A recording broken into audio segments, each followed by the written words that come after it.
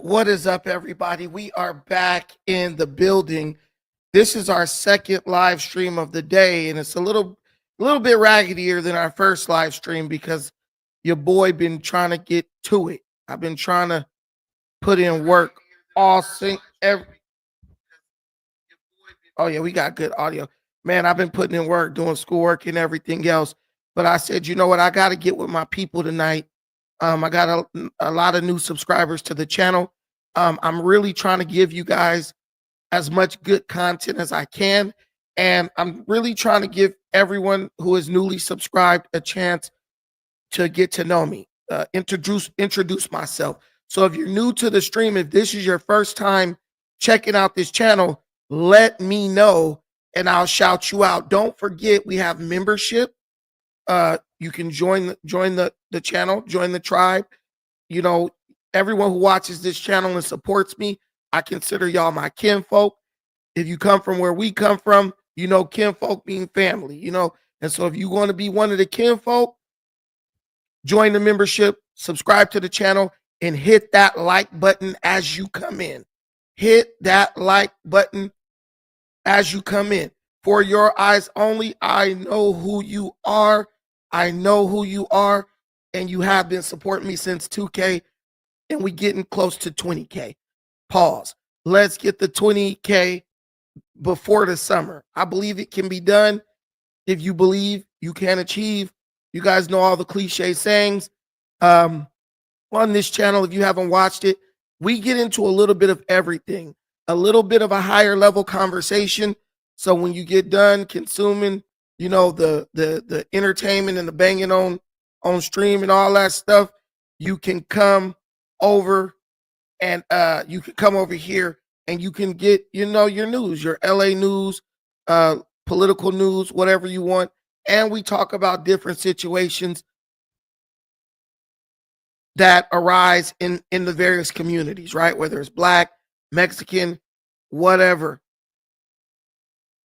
We discuss it all. And the beautiful thing about this is, unlike some streams, we allow people to call in and give their opinion. I really believe it's important that your audience's voice gets to be heard. You guys are my audience. I feel like I speak for you and I speak to you, and it's only fair that I give you the opportunity to speak to me. Let me put this title because we got to remember the people over on Instagram. Those people are very much they're very much engaged here. And I know the title looks a little how the white man destroyed the Black community. But I have this crazy real like epiphany. I have this crazy understanding of everything that's going on with our community, and not just the Black community, but all communities. And I'm a person who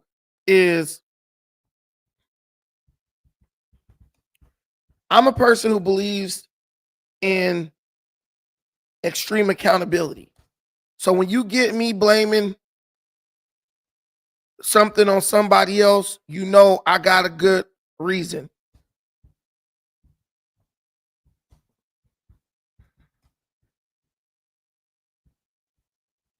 It's crazy. I'm just getting this started, y'all, so we can show love to our brothers and sisters over here on Instagram. But take this time to like the channel, please. Take this time to like and subscribe to the channel if you have not already. We got the stream key. We're gonna add them. We're gonna add Instagram on here right now.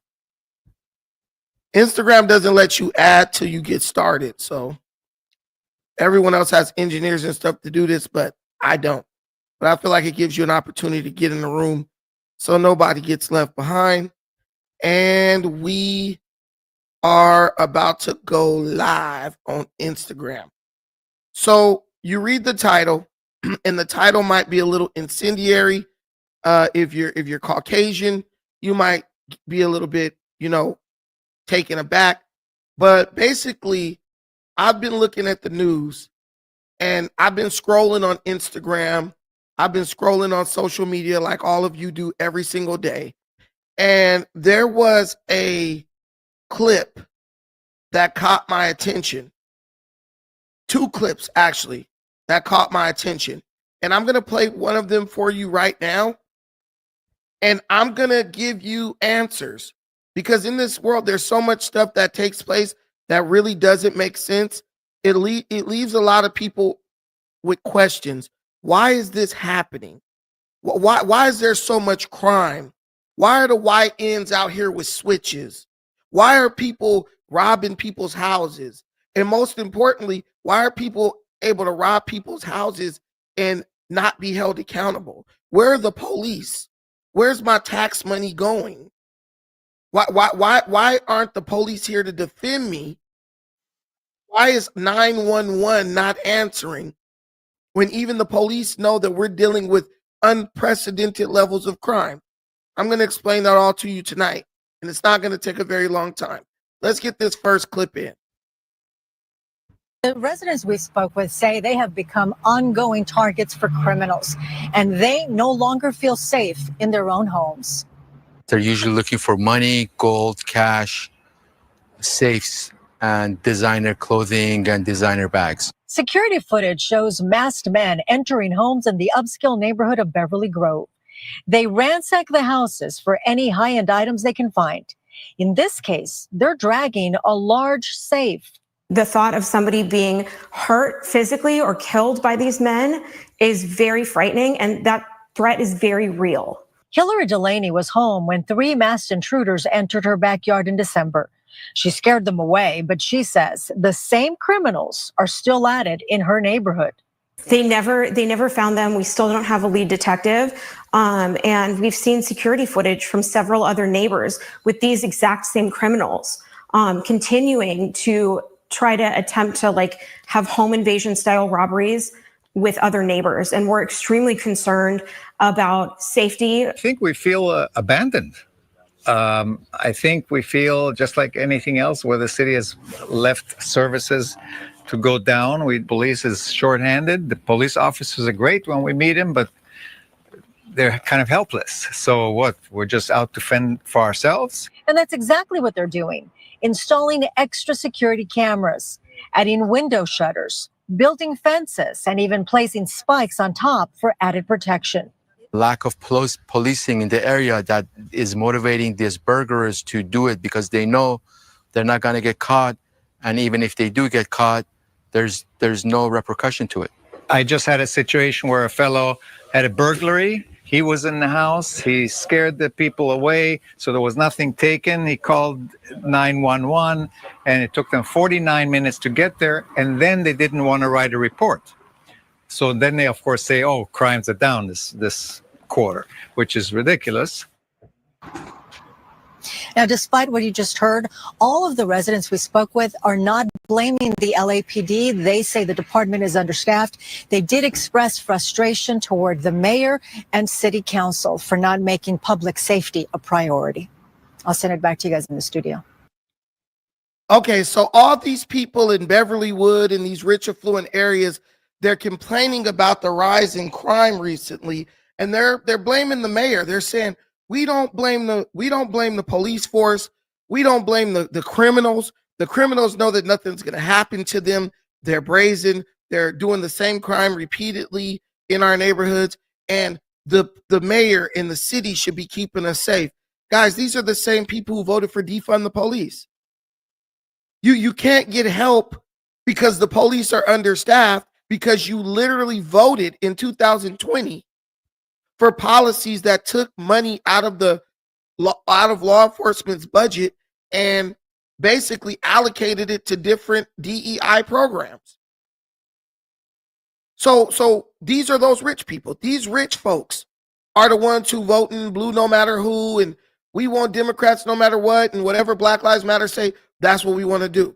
But I don't even want to focus on the law enforcement element or even the political aspect of it. What I really want to focus on is why are people in our community committing crimes like this? And you could say, oh, it's the money, it's poverty, They got no way to make money. They don't have a way to they don't have gainful employment. They can't get jobs, all the usual excuses. But why are the YNs out of control? Why do the YNs have switches? Why is there such a spike in crime, violent crime, among young black men and young black women?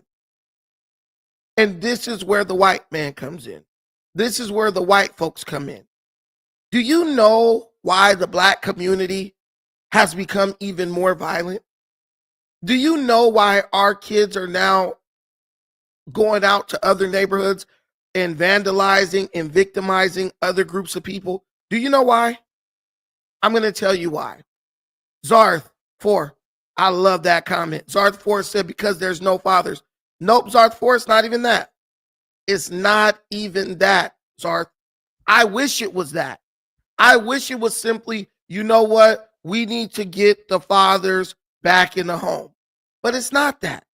Because what is the father being in the home going to do for you? What is the father being in the home going to do for you when the father and the mother have been totally stripped of their ability to discipline their children? It's been... What are they going to do? You could put the daddy in the house. You could threaten. Daddy could threaten all day. But let's be honest. The parents have been totally stripped of their ability to discipline their children. And I keep bringing this up. It's not the father. It's not even the mother, right? It's the fact that the father and the mother have been stripped of their power by the state, by the government. They have been stripped of their power to discipline their own children according to the severity of the crime or the offense that their child commits. This is real. I'm gonna play a video of for you right now. This is old but gold. It's 3 years old, but it speaks to the situation that we're dealing with right now. A mother gets arrested for whooping her children for breaking into somebody's house. This is about 4 years ago. Let's play this. Into someone's home, and the police arrested her for this and took away her children. Let's go roll a clip. It's been hell. I never could imagine trying to be a good mother would end me up in jail with a criminal record, like I'm a predator out to hurt my kids, who I live for. That's my world. Everything revolves around them. Everything I do is for my kids. And because I didn't want them to commit another crime and did what I was raised to do and what my mom did to me, I'm a bad person. And I don't think it's right at all, because I'm mad and I really love my children to death. Why? And to take me back to Friday when this happened, just walk me through it. Friday, I was at work and my older son was inside and my neighbor was looking out. And she called me and told me that I needed to get to my house, that she seen my sons and their friends going in my house with bags of stuff, look like they broke into someone's house.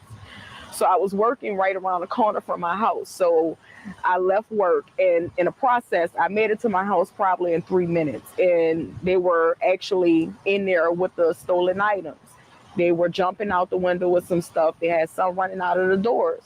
So I just, ran in the house and trying to catch them to stop to get the stuff so I could give it back. And I just grabbed the belt off of the dresser and whooped them. Like, I called up many butt whippings for, not doing what I was told. And they landed me in jail with a criminal record. Well, you're still innocent until you're proven guilty, so you don't quite have the criminal record yet, but you're accused of that's a serious crime. Yes, and they took my kids from me. I have to put them in someone else's custody. They never stayed away from me. I'm all they have, and it hurts. 6 children. Yes. How old is your oldest? My oldest is 13, And 12, 10, 8, 6, and 2. And you were just I trying don't know what was going to happen. You were trying to be a mom who didn't allow your kids to grow up and go to jail. Yes, I'm from New Orleans and I see it happening every day. It's Okay, so we got the mom here. See, it's easy to listen. The mamas is babying and spoiling the kids. The daddies ain't in the home. That is bullshit. That's the bullshit company lines that they give you so you don't look at the real root of the problem. Here we have a mother who disciplined her kids for breaking in somebody's house, taking their stuff, and then bringing it back to her house. She did the right thing. She whooped that ass as she was supposed to do, right? She did everything we say mothers don't do. She said, I'm from New Orleans. We talk about New Orleans. Oh, them dudes out there is crazy. They wild it out there. Them dudes is off the chain. We talk about New Orleans real bad, right? But do you ever stop and wonder why people aren't doing what black folks have done for damn near centuries when it came to disciplining their children? What white people used to do when it came to disciplining their children? You think all parents just gave up on their kids because it's 2025? No, there is an underlying cause for why parents are not disciplining their children. And this is the reason. See, a lot of people, when you talk to them about stuff like this, this is my house, I make the rules. No. Our country punishes you for caring about your kids enough to discipline them. Our country says, look, we're going to make money off these kids one way or another. If you discipline them and whoop their ass for doing crazy stuff, we're going to take them from you. Then we're going to get money from the government. We're going to get taxpayer dollars to take care of them instead of you. If you don't take care of them, we're going to get, and they go out and commit crime, we're going to get money off of them through the prison system. Right? And if they manage to end up on the right path, we're going to get money off of them as workers when we tax the hell out of them, when they walking around in the highest tax bracket because they stay single, because we're training them and programming them to reject the idea of a nuclear family. There's a cause for this. There's a cause for this. And the bullshit, mamas ain't no good, daddy ain't around. No. That's not the cause. That's not the cause. Because even when single mothers was able to whoop that ass, they were producing some of the best human beings to ever walk the face of the earth. But they were able to discipline their children according to what they believed was best. This woman is totally broken by the fact that she did the right thing as a mother. The man holding the microphone is even agreeing with her. And yes, she's facing criminal charges. They won't charge a dude committing heinous crime in a major city, but they'll charge a mother who whooped her children, but because they done broke in somebody's house. So what message are you sending to the children? The kids already like breaking in the house, in houses. But now you're telling them, oh, your mother has no right to intervene when you're engaging in criminal activity. Man, them children happy as hell. You mean to tell me we could break in somebody's house, and if our mama try to stop us, we could call a police on her and get her arrested? I just seen a case like this the other day in Compton, because I work with kids. I just seen a case like this in Compton. Some kids, they weren't breaking in no houses, but they out there, they was doing something to people's cars, scratching up people's cars, I believe. And the man, their mama boyfriend, he went out there and grabbed them, snatched two of them up and dragged them to the house and was like, why the hell y'all doing that? Do you know those kids called the police on them? They took that man to jail. They took that man to jail for abuse because he snatched up two young boys who was running around the neighborhood in Compton, keying people's cars where you could get your damn head blown off. Compton is a bad city. People don't play about their property. They will smoke your ass.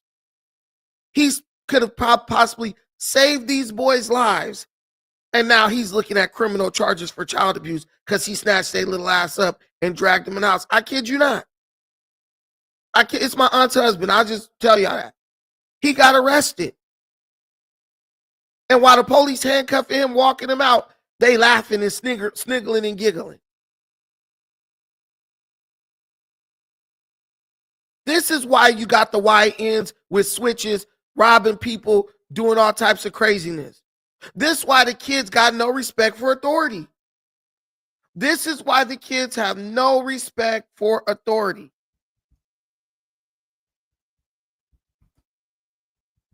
There was recently a story. This just happened the other day, like today. I don't know if I could. Oh, here we go. Here. New at 5, a high school. So I'm gonna play y'all this. There was a fight at a high school recently, and these little heifers was beating up some girl or whatever, and the police came to break it up. Now, back in the day, the police come. That means, hey, cut it out. Stop it. The police here. You want to go to jail? That's the way it used to be, right? Not no more. Not no more. These kids don't give a damn about the police being there. They gonna try to fight the police. They're gonna try to fight the police. Check this out. New at 5, a high school brawl ends with police officers being attacked in San Bernardino County. Video shows at least 2 people hitting and pushing the officer there. The fight happened yesterday near the Entrepreneur High School campus in Highland. This all happened while a second officer was detained, holding someone on the ground there. Now, the San Bernardino City Unified School District released a statement that reads in part, school police were first called to the campus about a fight involving students. While officers were responding, they were assaulted. The statement did not say if the people attacking the officers were students or not, or if they will face charges. Now, young girls, teenage girls jumping on somebody, right? They talking about, we don't know if these girls are going to face charges, right? Okay, so if they don't face charges, they jump somebody, they fought the police, what you think they're going to do tomorrow or next week? Their parents can't get in their ass, discipline them. Hey, you better not be at that school fighting or I'm going to whoop that ass. They know that already. They ready to fight the police. So do you really think they listening to their parents? The hierarchy go, you listen to your parents, but you'll probably disrespect your parents before you don't listen to and disrespect the police because they could take you to jail. These people are fighting the police, y'all. Teenagers. What do you think is going to happen with these kids when they get older? You don't know what's already happening with them. But do you think they're going to grow this unparalleled respect for authority between the years between high school and adulthood? I mean, let that sink in. These chicks are fighting this chick took a couple of swings not at the female, at a male police officer. And then you wonder why the YNs got switches. The government, the local, state, and city governments, and the federal government, they are planting the seeds of rebelliousness in our children. They are letting our children know you could do anything you want to. And if your parents touch you, the police are going to arrest them. So the kid don't get arrested for hitting a cop or jumping on somebody. But if you whoop your kid ass as a form of discipline, you get to go to jail. Is there any wonder why the black community is so messed up? Is there any wonder why people doing home invasions and carjackings? Is there any wonder why violent crime is skyrocketing? So much so that they don't report it so they can keep saying that crime is down? Crime is not down. They're just not responding to the calls. And if they respond to the calls, they're not writing a police report. Lying to you, crime is down, crime is down. Because they found a way to line their pockets. Let's defund the police. Let's defund law enforcement. Let's make it to where law enforcement is not able to enforce the law. Let's cut $10 billion out of their budget. You know what they get to do when they take $10 billion out of their budget? They get to create companies and award those companies multi-million-dollar contracts to deal with problems that don't exist. BLM was created and received $90 million for God knows what. They're defending black lives from the police. I just saw black people attack the police in this video, and not a single, and all of them is still living. You're telling me that these people just Highland. This all happened while a second officer. I want you to think of BLM in this moment. Black people telling you, I'm in fear of my life. You got black folks leaving the country. I'm scared of the police. They gonna kill me and all this stuff. Listen, man, when I tell you, you gotta be the most cowardly person on earth talking about you left America because you fear for your life when it's 15-year-old girls who ain't even scared of the police. Attacked in San Bernardino County. Video shows at least 2 people hitting and pushing the officer there. The fight happened yesterday near the Entrepreneur High School campus in Highland. This all happened while a second officer was hitting and pushing the officer there. The fight happened yesterday near the Entrepreneur High School campus in Highland. They really trying to take off on the second cop, officer bro. was detained. Look, she took off on this fool. Holding someone on the ground there. Did you see While that? a second officer She was hit that nigga detained. dead in the chest.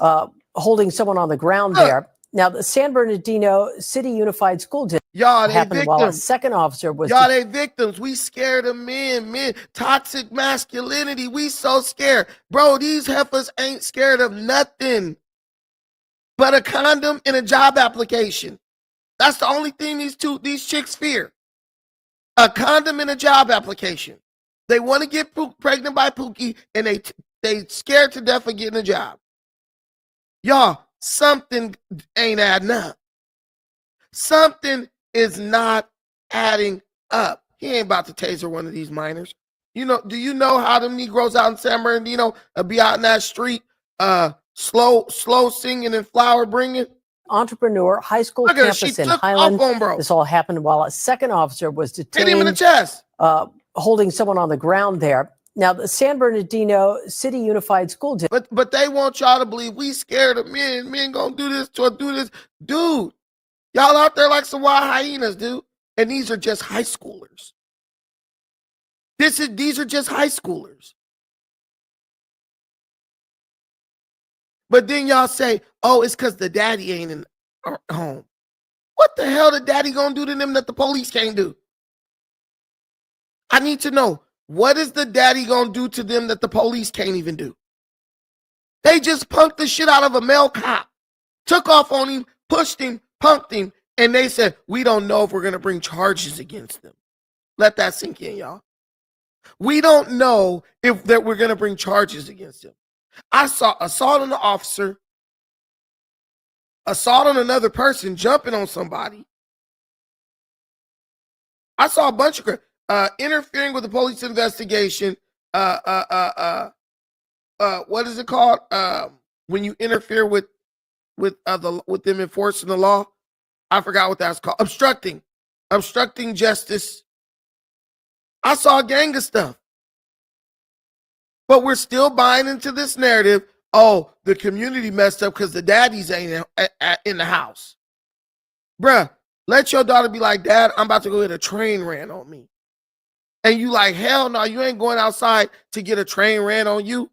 And she start walking out the door. Let you slam that door and say you ain't going nowhere. Boom, kidnapping. You going to prison on your own kid for keeping her in her own place of residence because you don't want her to go out and get SA'd and come back pregnant or with an STD.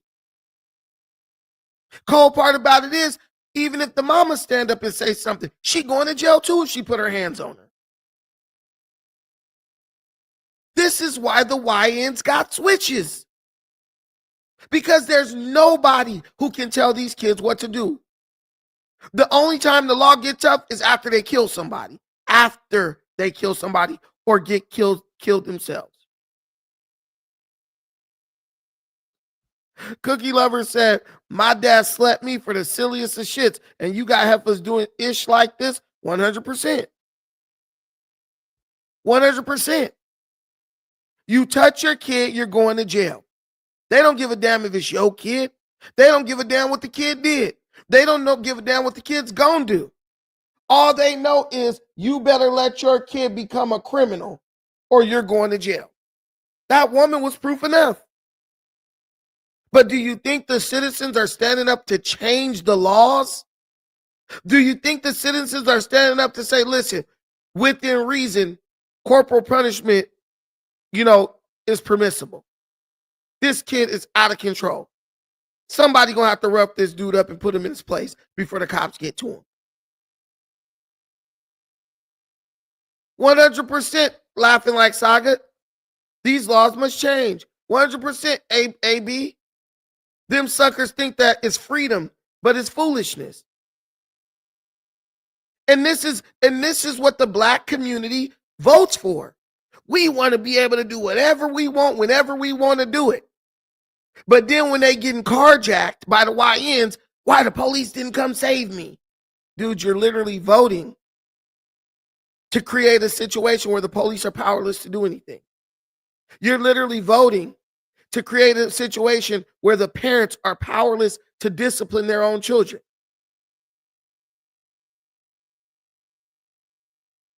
My take on whoopings is they need to bring them back. My take on whoopings is they need to bring them back. These little kids need their ass beat because they're growing up to become YNs and she-ins, and they doing stuff like this. Guys, listen. What do you do? Once they 15 and 16, it's too late. You lost them. What is this? These heifers need to be drugged by their hair by their mama down the street back to the house.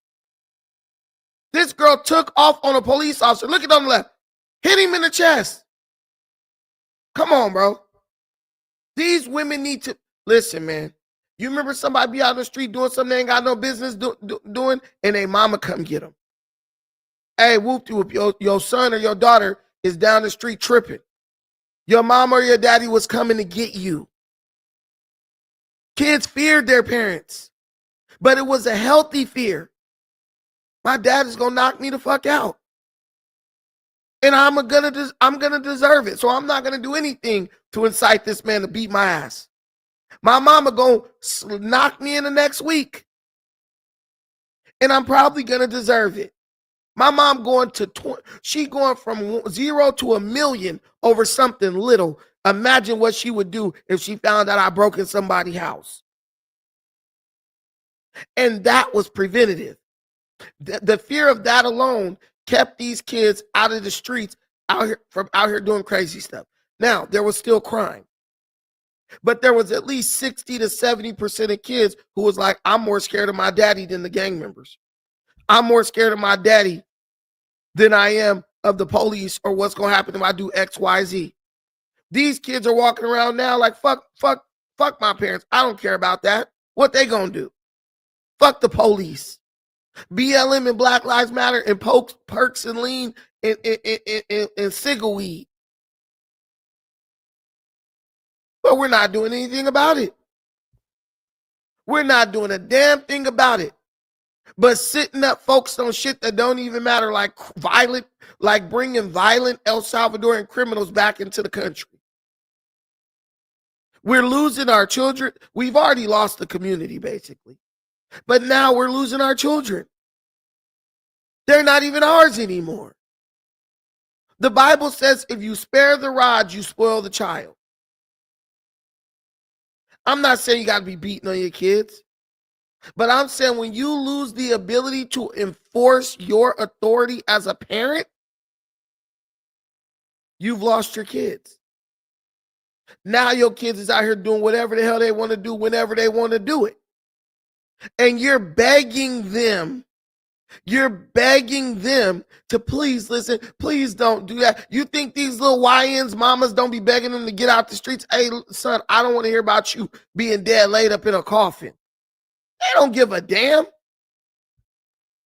They daddy would say something, they'd probably pull a switch on him, on King David, as they say. And we complaining about it while simultaneously celebrating it. Ain't that about nothing? We're complaining about it while simultaneously celebrating it. And in major cities around America, it has reached a boiling point. It has gotten to the point where these cities are totally unsafe. And people are going to start protecting themselves. People are not just going to sit up and be victimized. We're about to, listen, I'm warning you right now. African Americans, Mexican Americans, we are about to start losing our children at the hands of other citizens who are at a boiling point when it comes to our children's violent, sadistic, unhinged behavior. People are not going to just keep being victims. People are not going to get up and leave their homes that they built to move to other states because the YNs are doing home invasions. They're not going to do that. They're going to start defending themselves. Do you know how many people in LA County are concealed carrying at this point? The numbers would blow your mind. The system was so inundated with concealed carry applications, it took me a year just to get my interview. People are strapped out here now, and they're not going to keep being victimized. They're not going to keep being victimized. All I'm saying is, you guys better start thinking when you're out here choosing leadership and you in there voting blue no matter who because you hate Donald Trump and nonsense like that. You better start thinking about your community. You better start thinking about your children. And how if your son today decide he gonna join the gang, ain't shit you could do as a parent. There's nothing you can do as a parent right now. We've been totally stripped of power. And when your kid go down, your kid get in the system and get messed up, they're gonna say, "Oh, that's because you was raised." The funny thing is, we've been trained to blame the parents for this mess. Nah, there are a lot of parents that are trying, but the parents' hands are tied. If they discipline their kid in the old-fashioned way, which works, they're going to jail. They're going to jail. So you just got to sit back and count the time until you looking down at your kid in a coffin. Here's another video about the crime that's going on in LA. The last video is LA. Here's another video. They're not just hitting homes. They're hitting businesses too. A local man's business is burglarized for the third time. Now he's doing what he said he'd never do as he fights to keep his business open. Good evening to you. I'm Susan Hirasuna. Fox 11's Haley Winslow is live in Mid-City with details on our top story tonight. Haley. Susan, Kenneth Littman's life motto and business model is spreading love, joy, and happiness. And after talking to him for just 10 minutes today, his love for this city is so pure and genuine, even as he deals with this nightmare for the third time.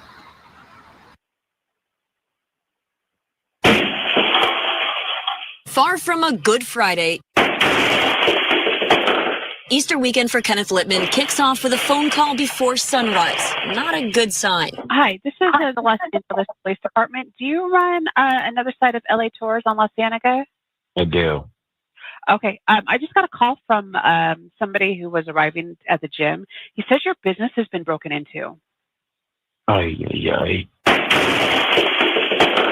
Surveillance video shows burglars throw a brick through the glass of the sightseeing tour company in LA's Mid-City, rush in to steal e-bikes, and jet out.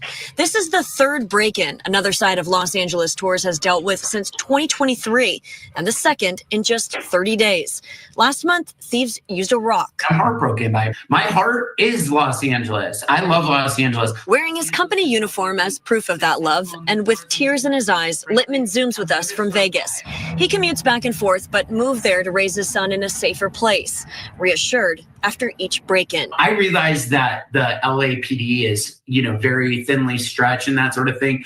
And so literally I'm reaching out for a hand from anybody. We need help from 12 midnight to 5 a.m. and we need to do something about it. With his front door once again boarded up and a feeling of defeat, Littman's now taking security measures into his own hands, including a floor-to-ceiling metal gate. I wake up every day because I want to spread love to the city of LA, to the visitors that come to LA. For 50% of my business is locals, and also local companies that want to do team building activities and stuff like that. The other 50% is people from all over the world. I've been very hesitant to put the bars on my windows and stuff like that because I don't really feel like that's a great way to welcome guests to Los Angeles. But now that's what I have to do to protect my business. Vowing not to give up on the city he loves. Ain't it crazy? Ain't it crazy how they vote for people like Karen Bass, who run on a platform of defunding the police, who run on a platform of allowing violent criminals to roam the streets, and now it's hurting him. Well, now I have to put bars on my window. I didn't want to have to do that. Bro, you was in that voting booth. The orange man sucks. F Trump. Yeah, and guess what? You voted against the person who was pro-law enforcement. Now your business is getting vandalized, and the anti-law enforcement people that you vote for, they're saying, hey, you voted for me to not have the police protecting you. Did you forget? And we're going to do you one better. We're going to write up reports that say crime is down. So when it comes time again to vote to strengthen law enforcement and to refund law enforcement, the ones who have not been affected by it, they're going to say, look, hey, buddy, hey, we know your business got vandalized 3 or 4 times, but look at the numbers. Crime overall is down, bro. My boyfriend, should I marry him? This is liberal run cities all over America. This is liberal run cities all over America. See, you guys don't realize, I don't know if you guys realize this, but the destruction of the black community was just a sample size. That was just a sample of what they have in store for the entire country of the United States. See, it makes total sense that black people are going to sit by and do nothing as their cities and their country is destroyed. Because look at what we did when our neighborhoods were being destroyed. We said it don't matter as long as it don't affect me. We learned to take pride in how much violence and degenerate behavior was taking place in our neighborhood. Even the most sophisticated black person in the world talking about, I'm from 125th and Wayside. Like, bro, whoa, calm down, Charlie in accounting. We learned to wear the degeneracy and danger of our community as a badge of honor, y'all. We learned to wear the degeneracy in danger in our community as a badge of honor. You think people who have done that, who have trained their minds to do that, do you think they're really going to stand up and defend the country and keep it from going down the tubes? Hell no. A lot of us love seeing the country go down the tube because it makes us feel like there's nothing wrong with us. It makes us feel better about being degenerates. And guess what? We could blame it on our daddy not being in the home.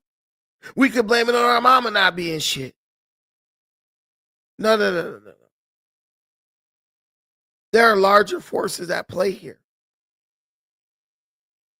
That's why when that white boy had came on my channel talking about why is it black people committing disproportionate amount of crime and yada, yada, yada. You know why? Because black kids is hard.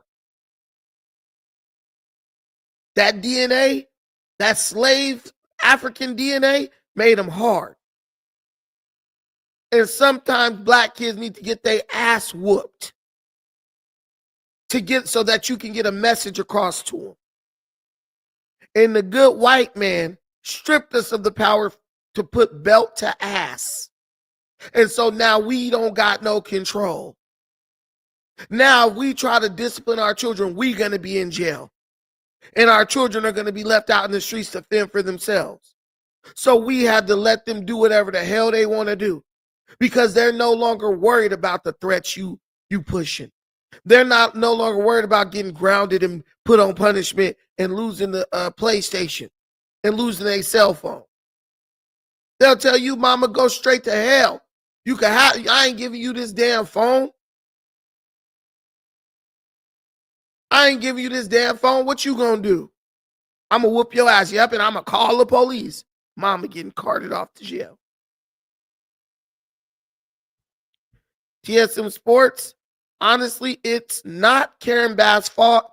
This city have been a mess since the 80s. Honestly, LA is a hard place to manage too many drugs. Man, please, bro. It is Karen Bass' fault. It is Karen Bass' fault. It's Karen Bass' fault. It's the mayor before Karen Bass's fault. And it's the mayor. It's every Democrat, liberal politician fault, because that's who runs California. Karen Bass is, as long as you got a mayor who's talking about defund the police, she is perpetuating the crime wave that is going on in this city. As long as you have a mayor who's talking about defund the police, she is contributing to the crime that is going on in this city. Come on, man. Come on, guys. You're going to have to, just like you're going to have to give credit where you got to give credit where credit is due. It is her fault. It is her fault. Just like it's Gavin Newsom's fault. And the reason they get away with it, is because we're always making excuses for them. What up, cuz? The reason they get away with it is because we're always making, well, to be honest, it's not her fault. Boy, she the president. I mean, she the mayor. Who fault is it?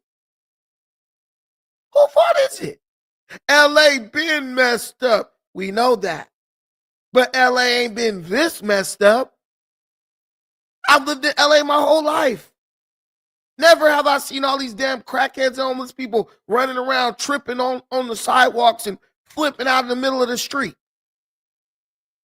I was born here. It is her fault. And it's the fault of the mayor before her. And it's the Rex Richardson, the mayor of Long Beach's fault too. Because they all running on this nonsense, defund the police crap.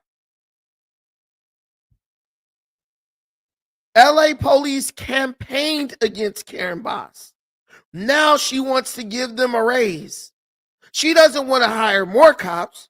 She just wants to try to line the pockets of the current cops we got so they'll shut up and stop voting against her. The Los Angeles Police Union spent millions of dollars trying to quash Karen Bass's mayoral bid. It's a different story now, halfway into her first year in office. In the span of a few months, Bass had called for adding hundreds of officers to the Los Angeles Police Department and boosted their pay with the new contract deal she struck with the union. The moves may be unexpected for a bona fide progressive such as Bass, the first black woman to run Los Angeles, and have frustrated allies who want a tougher line with police following the 2020 murder of George Floyd. The former Congresswoman had a leading role in the Democrat Party's police reform effort, making her embrace of a long-troubled department even more disappointing for activists. All of this points to a delicate balancing act with stakes that could echo through national politics. For Bass and other big city mayors like New York's Eric Adams dealing with intense public anxiety about crime, the challenge is maintaining her credibility as a reformer while appearing in touch with voters. While appearing in touch with voters' fears about public safety. As Democrats, we have to be unequivocal when it comes to crime, Boss said in an interview. You know the joke? We speak in paragraphs. Democrats spend a lot of time trying to explain and analyze crime, which sends a signal that they're not as concerned about it. Here she goes. Violent crime in the city is down from last year, and property crime is flat. But residents' perceptions do not always align with the numbers and the high-profile incidents, such as recent flash mob smash and grabs at luxury stores in Los Angeles, filling Angeles feed widespread anxiety. Now, do you hear the lie she's telling? Oh, violent crime is down. No, it's not. Y'all just not reporting it.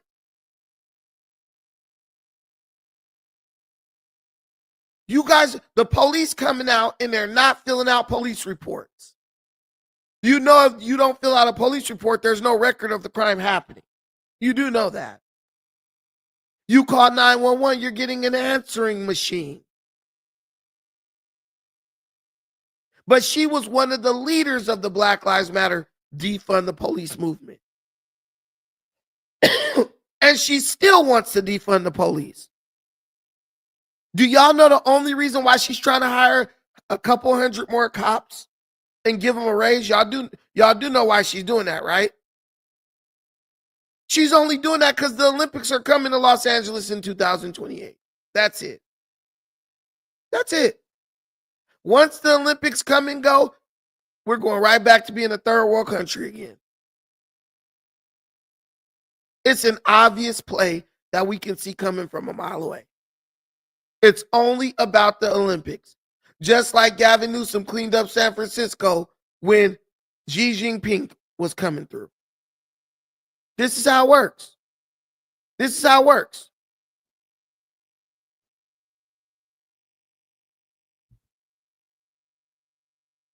But what do?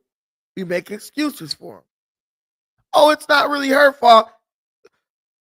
Is it my fault? I'm not mayor. Is it your fault? You not mayor. Is it the guy down the street fault? He's not mayor. Where do you go? What do you do when you won't even blame the politicians who you voted for who said they was going to fix this mess? They literally ran to take the blame. But we not going to blame them because it's not really their fault. Come on, man. Come on, guys.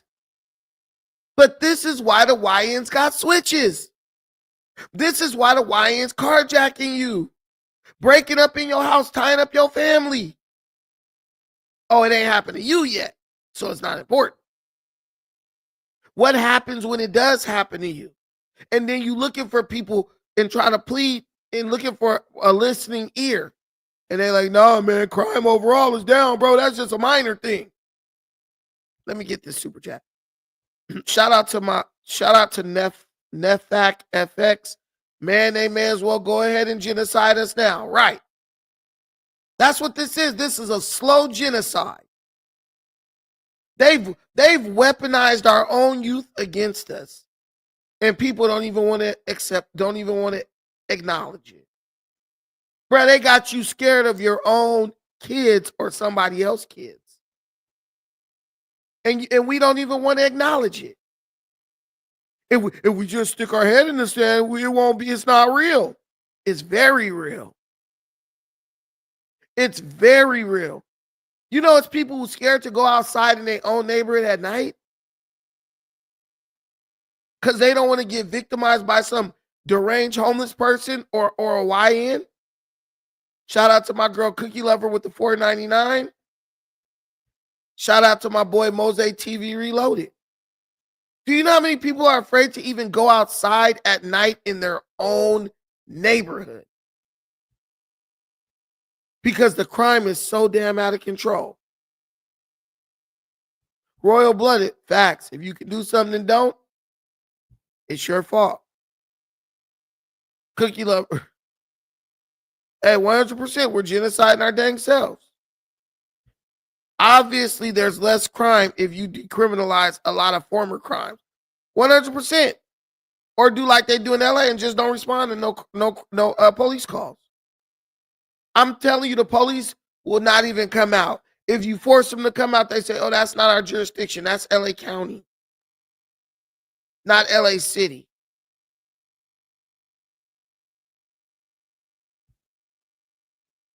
Netfax, FX, because you'll get killed by a 15-year-old punk, 100%.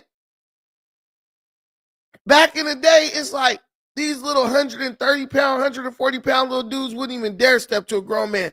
These dudes will step to a grown man because as soon as you try to do something, they're going to gun you down. They're going to gun you down and check your pockets. They know they're going to go to jail. They don't even care. They so hopped up on dope. What they daddy going to do? They gunning down grown men in the streets. What they daddy? Oh, I'm going to ground you. I'm going to whoop your ass, boy. Please. Daddy, stop. It's absolutely mind-boggling. But I had to give you guys an answer. Oh, yeah, DC been crazy. What you mean getting crazy? DC been crazy. You saw when LA Try Guy went to DC? Oh, no, it wasn't LA Try Guy. It was Peasy. I mean, it was Peaks. Peaks 100. The food critic. Man, them dudes was out there with switches, dog. Bro couldn't barely even do his segment. Them dudes out there looking for the ops. Oh, watch out. Who is this? They ducking so hard. They ducking so damn hard. I'm like, dude, it's a damn shame. They can't even go get a 5-piece wing with mambo sauce without ducking from the ops. Oh, we know Oakland going crazy. Everybody who lives in a major city will tell you these cities are going crazy. How the city's going crazy and people can't barely even pay their rent is beyond me. I don't know if these dudes are just coming down here on the weekends from Vegas and Victorville and Lancaster, but they're here. The YNs got switches.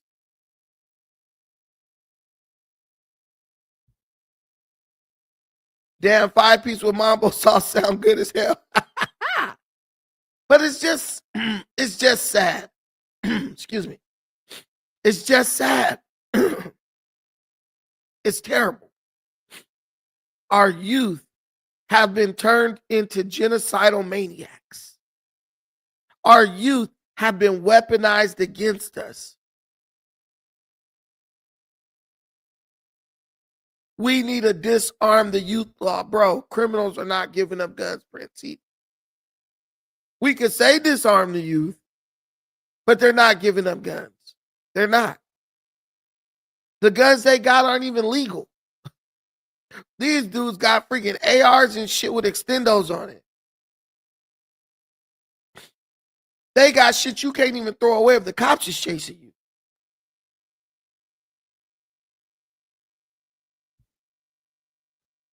No shame either.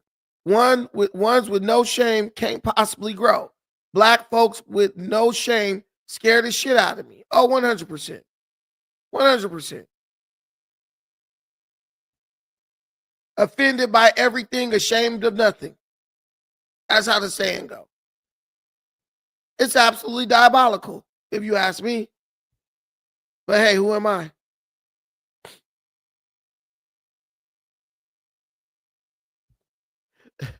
Somebody said there is a disarm the youth law. It's called age limits on firearms. They just don't listen. You had no shame when you were stalking Tariq. Okay. That's crazy. That is crazy. But I'm just keeping it real, man. The black community has been destroyed and it's being destroyed further. We can't build shit if parents cannot discipline their children. You can't build anything if someone teaches your children that they don't have to listen to you.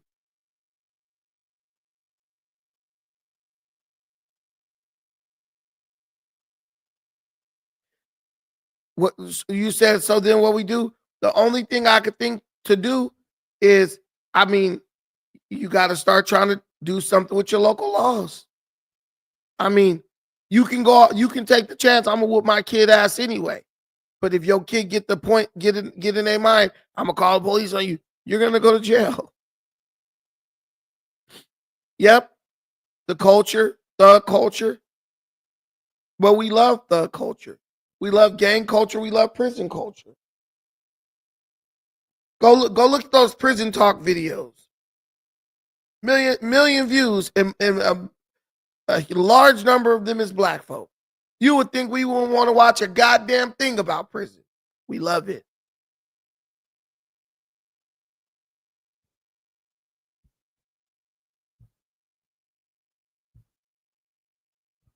It's the culture, or culture, and the culture. Truthfully, I stay out of a lot of troubles because I knew my dad would whoop my ass. I grew up in the 80s and 90s, 100%. Stop and frisk was a thing in New York. These people paused, got long sticks, not small guns, and it's illegal. Oh, 100%. But remember when they ruled stop and frisk was racist, and Rudy Giuliani was a racist? Remember that?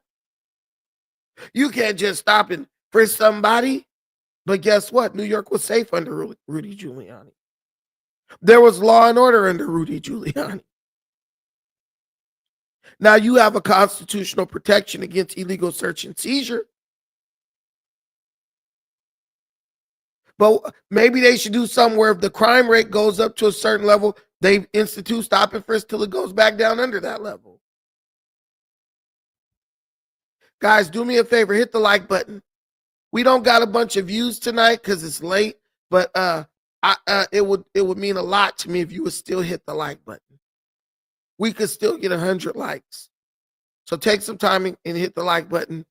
We got a goal, five $25 super chat. I mean, $5 super chats. I don't think we're gonna reach the goal, but hey, who knows? Who knows? It can happen. But I still put it. You gotta give your people something to strive for. Oh, we're at 2. We're at 2 out of 5. So we would need 3 more. Brandon, tell these people to support and tell them playback niggas to donate. Oh, hey, you playback niggas. No, I'm just kidding. Hey, thank you guys so much for all the support you're giving me. We're at 2 out of 5 $5 super chats. So we just need 3 more, and it's a blessing. It's a blessing, obviously. But thank y'all thank all the people who did contribute to the stream. But I just wanted to give you guys an hour and let you guys know what's going on out in these streets. Neem, my brother, coming through with the $5 holler. I appreciate that, Neem. We had 3 out of 5, y'all. We had 3 out of 5. I think Adam 22 is at the viral way right now. I don't know. I don't know if he's there still, but I heard about that. I heard they were gonna do the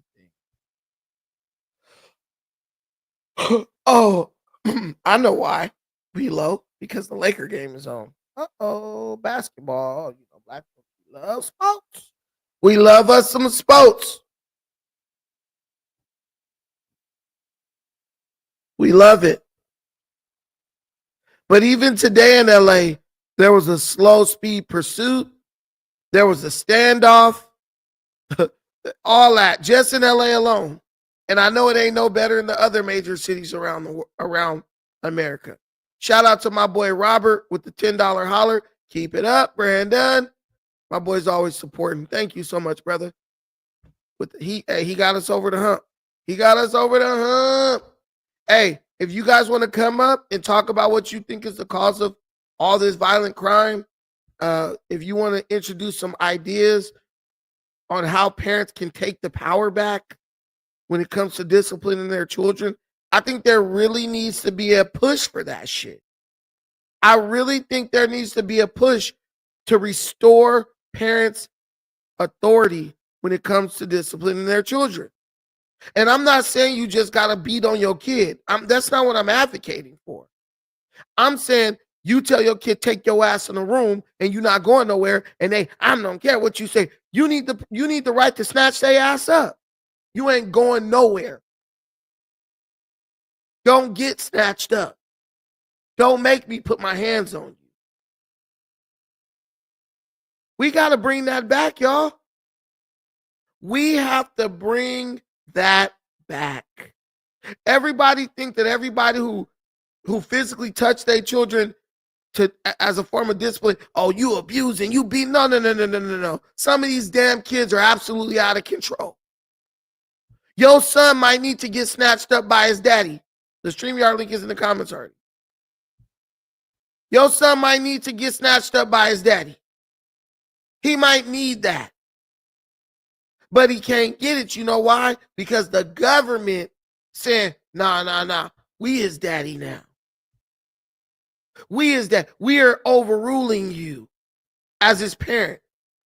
He answers to us now. And I just think that shit is diabolical. Especially when you see the state of the black family, you see the state of the black community, and you see the state of America's major cities. These people know what the hell they doing. They know what the hell they doing.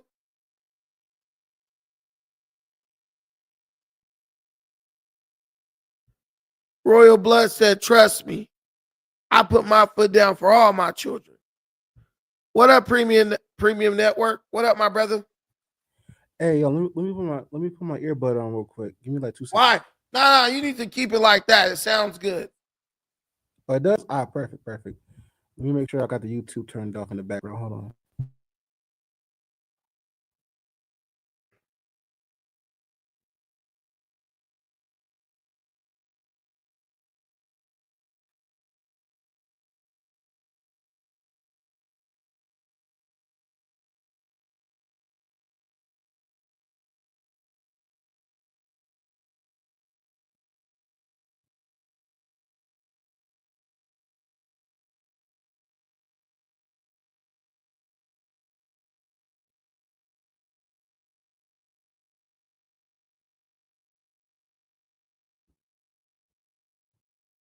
This man.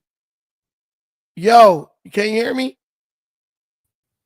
Yeah, my bad. I don't know. I got You good, man. Just go ahead. You sound great. Go ahead. Cool. Yeah, so I don't really have pushback on like what you're saying. I do agree that kids need to be spanked, but the thing is, like my thinking process is on this. Like, how many kids you know that got beatings as a kid and still ended up in jail, compared to kids who just got grounded or got sent to the corner and didn't end up in jail? And then when you take that and you flip it around to the kids who did get.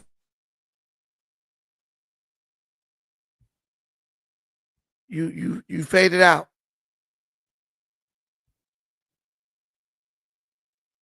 Bro, what you doing? Driving truck? Say that again. Can you hear me? Yeah. Did you hear anything I just said or no? No, just how many kids do you know who got whoopings and ended up in jail versus kids who got grounded? Right. Yeah. So, all right. So just to put everything in a nutshell, like, whether you got beat as a kid with switches or you just got grounded and got your phone taken away, I mean, there's plenty of people in jail who got punished by their parents or came from good homes who got spankings and still ended up in their predicament. So, like, as far as like getting spankings go, yeah, they do work, but they're not like a 100% rate effective tool to raise kids. Okay, so like, look, I'll give you an example. I thought you turned off the playback. So I'll give you an example. My sister, right? My sister will only whoop her kids when they do something that interferes with what she's trying to do. So if her kids are terrorizing the neighborhood, breaking in houses, doing whatever, she couldn't give a fuck. Let them walk across the TV while she watching her favorite movie or her favorite soap opera. They will get the brakes beat off of them. That's the type of ass whoopings that's going to push your kids towards prison.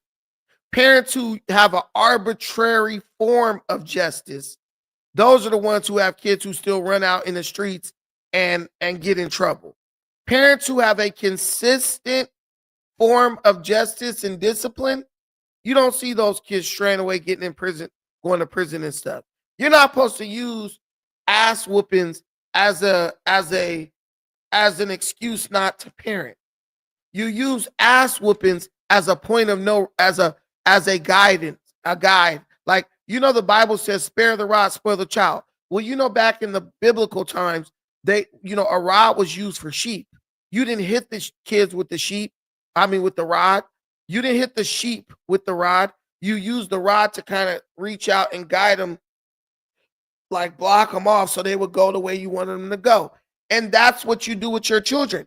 You use that threat of an ass whooping as a guide. Hey, look, man, you cross this line, you getting your ass whooped. Don't cross that line. Like what I said, like the daddy say to his son, don't make me put my hands on you. I don't want to put my hands on you. But if you take shit too far, I'm going to be forced to put my hands on you. Now your kid know how far they could go before shit gets physical, right? That's different from a parent just smacking the shit out of their kid every time they get mad, beating up their kid every time they get mad. That's totally different. So when we talk about the kids who ended up in jail still, those were the kids whose parents didn't implement the corporal punishment in a loving way. They just did it to scare their kid into not doing something they didn't want them to do. And that's wrong. But to totally strip a parent of that power, to totally strip a parent of that tool or of that red line that their kid knows not to cross, you're setting the stage for what we have going on in the inner city today. Does that make sense to you? It does, but my pushback with that slightly would be, okay, what about the kids who never got spankings, who got grounded and never ended up in jail? But guess what? The kids are different. Like my daughter, I don't really got to hit my daughter at all. She got her ass whooped, you could count on one hand, and that was by her mom. If I just tell my daughter, do this, she'll start crying, right? She's sensitive like that. She taller than me, and I just say 2 words, she start bursting into tears. She's sensitive like that. Some kids are different. Also, those kids who were grounded, what was going to happen to them if they went against the punishment that their parents put them under? You better not bring your ass out that room. What's going to happen if the kid keep coming out the room like, fuck you, dad? What was they going to do? Military school? Man, get the fuck out of here. You joking. But anyway, and let me tell you, all those kids who never got whooped, I bet you as a little kid, they got their ass spanked. Because for some kids, that's enough. Man, my mom used to whip my ass when I was 5 years old. By the time they 6, 7, 8. Let me ask you this then. Like, you're a big Donald Trump supporter, right? Okay. Do you think Donald Trump ever got spunk as a kid? I'm sure he did. Rich people, people like that beat their kids' ass. You don't. Listen, have you ever heard of the Menendez brothers? Okay, we're talking about politicians. No, I'm talking about rich people. Because Donald Trump daddy wasn't no politician. So that would totally erase your whole point. So I'm trying to let you live. I'm trying to let you live. He was a rich man, right? Who? Donald Trump daddy. Yeah, he was rich, yes. Okay. Listen, I bring up the Menendez brothers. I've been around rich people and how they do their kids. Rich people basically put their kids through a psychological gauntlet.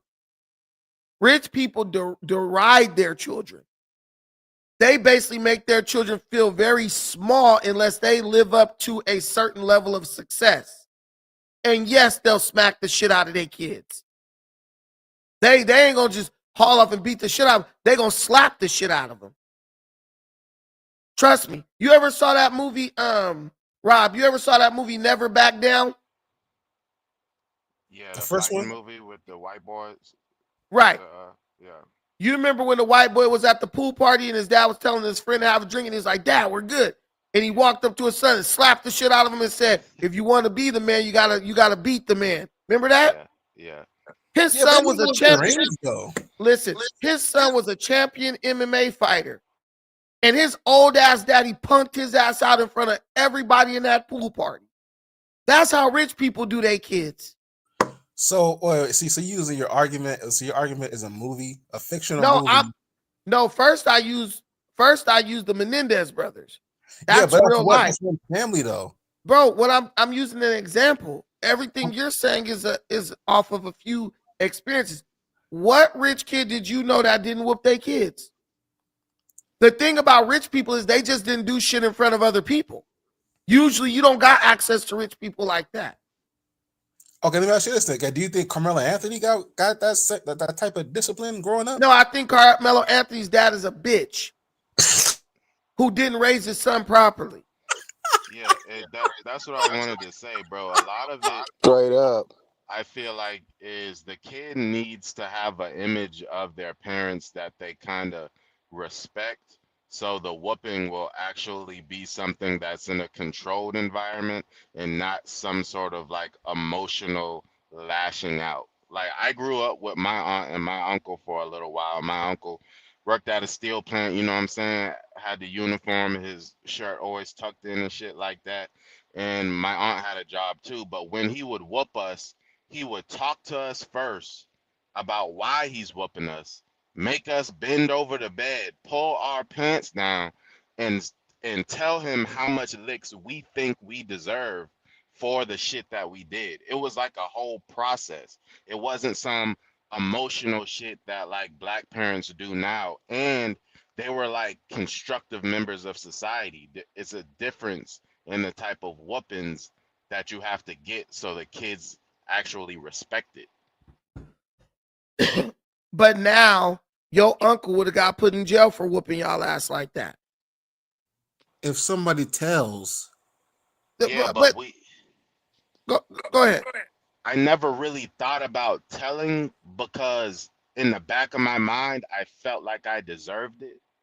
So if I were to, I don't know why people tell on their parents these days, but for some reason in the whole exchange, like I felt like it was the right thing to do. I don't know why, bro. I just feel like I wasn't at liberty to tell on them. You knew that you had did something you had no business doing, and it was a healthy form of discipline because he explained to you why what was happening, and he gave you a whooping as like a guy. Like, look, bro, if you don't do this, if you know the rules, you know how to play the game.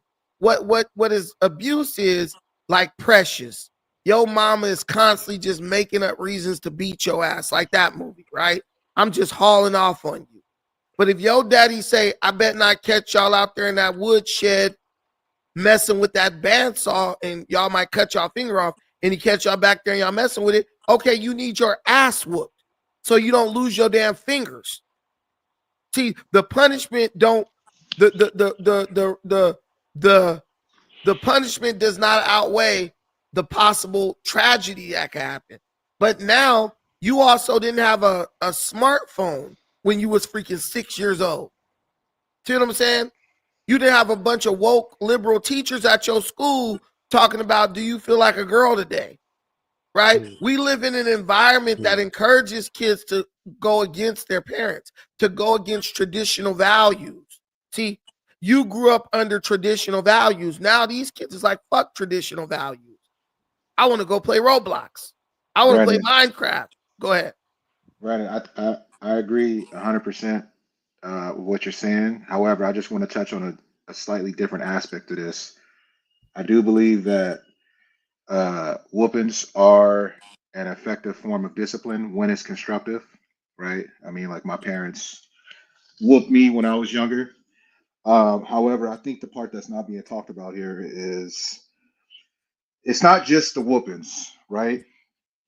That's okay. We discipline our children to try to teach them a lesson, send them a message to say, hey, you violated some rule that we have set forth, or you've done something wrong and you're being unreasonable. However, I think the other aspect that we really need to mention is that, and I'm speaking especially with males, with young black males, we need to be present. Like consistency is a key. We need to give these kids some type of structure and something to do, right? Like you can't just, kids are going to be kids, right? Like, and this applies to any culture, right? Kids are going to be mischievous at times and get into the type of shit. They don't know anything. They're learning as they grow. You need to give the kids some type of outlet for them to learn, right? And I'm a new father, right? I mean, I've just had a son, and I've been thinking about this a lot.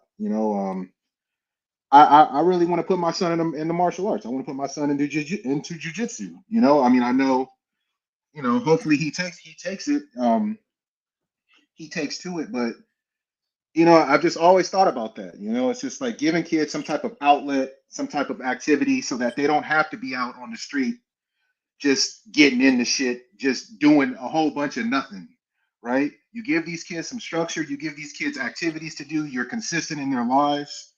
And of course, every now and then, you're gonna have to whoop them. I mean, I think that goes without saying, but if that's all we're talking about is just punishing them when they're doing wrong, and we're not like, creating an actual life for them, then I don't know. I just think that's something else that we really need to think about. It's just being consistent and giving them something to do, I guess. The perfect example is this. It's like you don't train a dog, but you whoop it every time it pee on the carpet. Exactly. But you never try to potty train. Whoopings are to enforce guidelines, right? To enforce boundaries that have been set. The first thing your mom told you was little, oh, you gonna go on timeout, or you gonna get on punishment, you gonna be grounded. Okay, your mama put you in the corner. Your mom go out the room, come back, your ass in there playing the PlayStation. You getting your ass whooped. You went past the boundary that your mama said. I bet you next time your mom put your ass in the corner, you don't leave that corner and go jump on that PlayStation. And that's what a whooping is for. It's not something that should need to be done every goddamn day. Once in a blue moon. When your kid gets to the point when they're trying to test you. Right? CJ said that's why kids. But when you get to the point where they're trying to test you, because kids will test you. And trust me, whether you pass or fail that test is going to impact the trajectory of their life.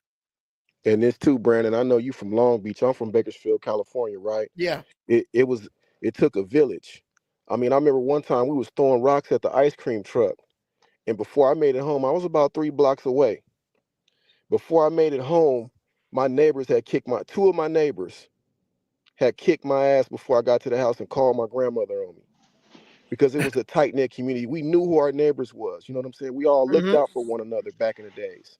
And we've lost that element of a village raising children. We don't even know who the hell our neighbors are now. I mean, a lot of us have moved away from, where we but still, even in the inner city, they don't know each other. No, 100%. And man, I'm telling you, the first person you tell on your mama be your family member, your granny or something. Granny, mama hit me, and your granny be like, "Well, what was you doing?" This type of thing, and let you know, like, nah, your parent did not abuse you; they disciplined you because you was doing X, Y, and Z. Your kid go say that shit to the teacher. Your teacher ain't even gonna ask, "Well, what did you do?" The teacher gonna be like, "Oh hell no, we calling the cops." That don't even make sense. If you got a kid that keep reaching up on the stove trying to pull shit down, well, you need to baby proof your house. Like, nigga, what are you talking about? I could baby proof that ass and he ain't gonna try to get up there no more. Yeah, I've got whooped from every single one of my uncles and aunts. Everyone got a piece of me in the family.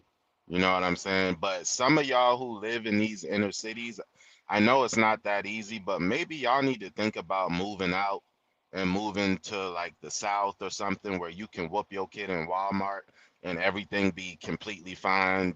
The women will be like, yeah, get his ass. Like that. I don't know. I've never lived in a liberal city, so it's a little different, but we still whoop where I'm from, bro, and no one's going to jail for it. I've never heard of anyone going to jail for whooping their kids. So I know it's Bro, not easy just to pick up and leave, but goddamn. when I was younger, I remember it was a girl in my apartment. Her mom whooped her ass, and she called the cops. And when we was little, the cops was like, there ain't no law against your mom whooping your ass. That shit totally changed since I was young. They arresting niggas now. They arresting niggas. But that lady was in Louisiana, or maybe she was from Louisiana and moved somewhere else. But that lady was from Louisiana who got arrested. The one I played at the beginning. She You probably can't thought really she you thought that you shit was like Louisiana. you I can't don't know really where. talk about it Uh, either. You can't even really talk about it either. I mean, like I've had this conversation with friends who aren't black, like Asians. I got some friends that are Asians and whites, and you start talking about physical discipline, and like they just look at you like you crazy, you know. And it's yeah. like you almost want to say, well, this is how, you know what I'm saying. This is how, from what I know, this is how most black kids were raised, and they just think that's the most foreign concept in the world, and it's crazy, man. And they full of shit because they mamas and grandmamas was whooping their ass.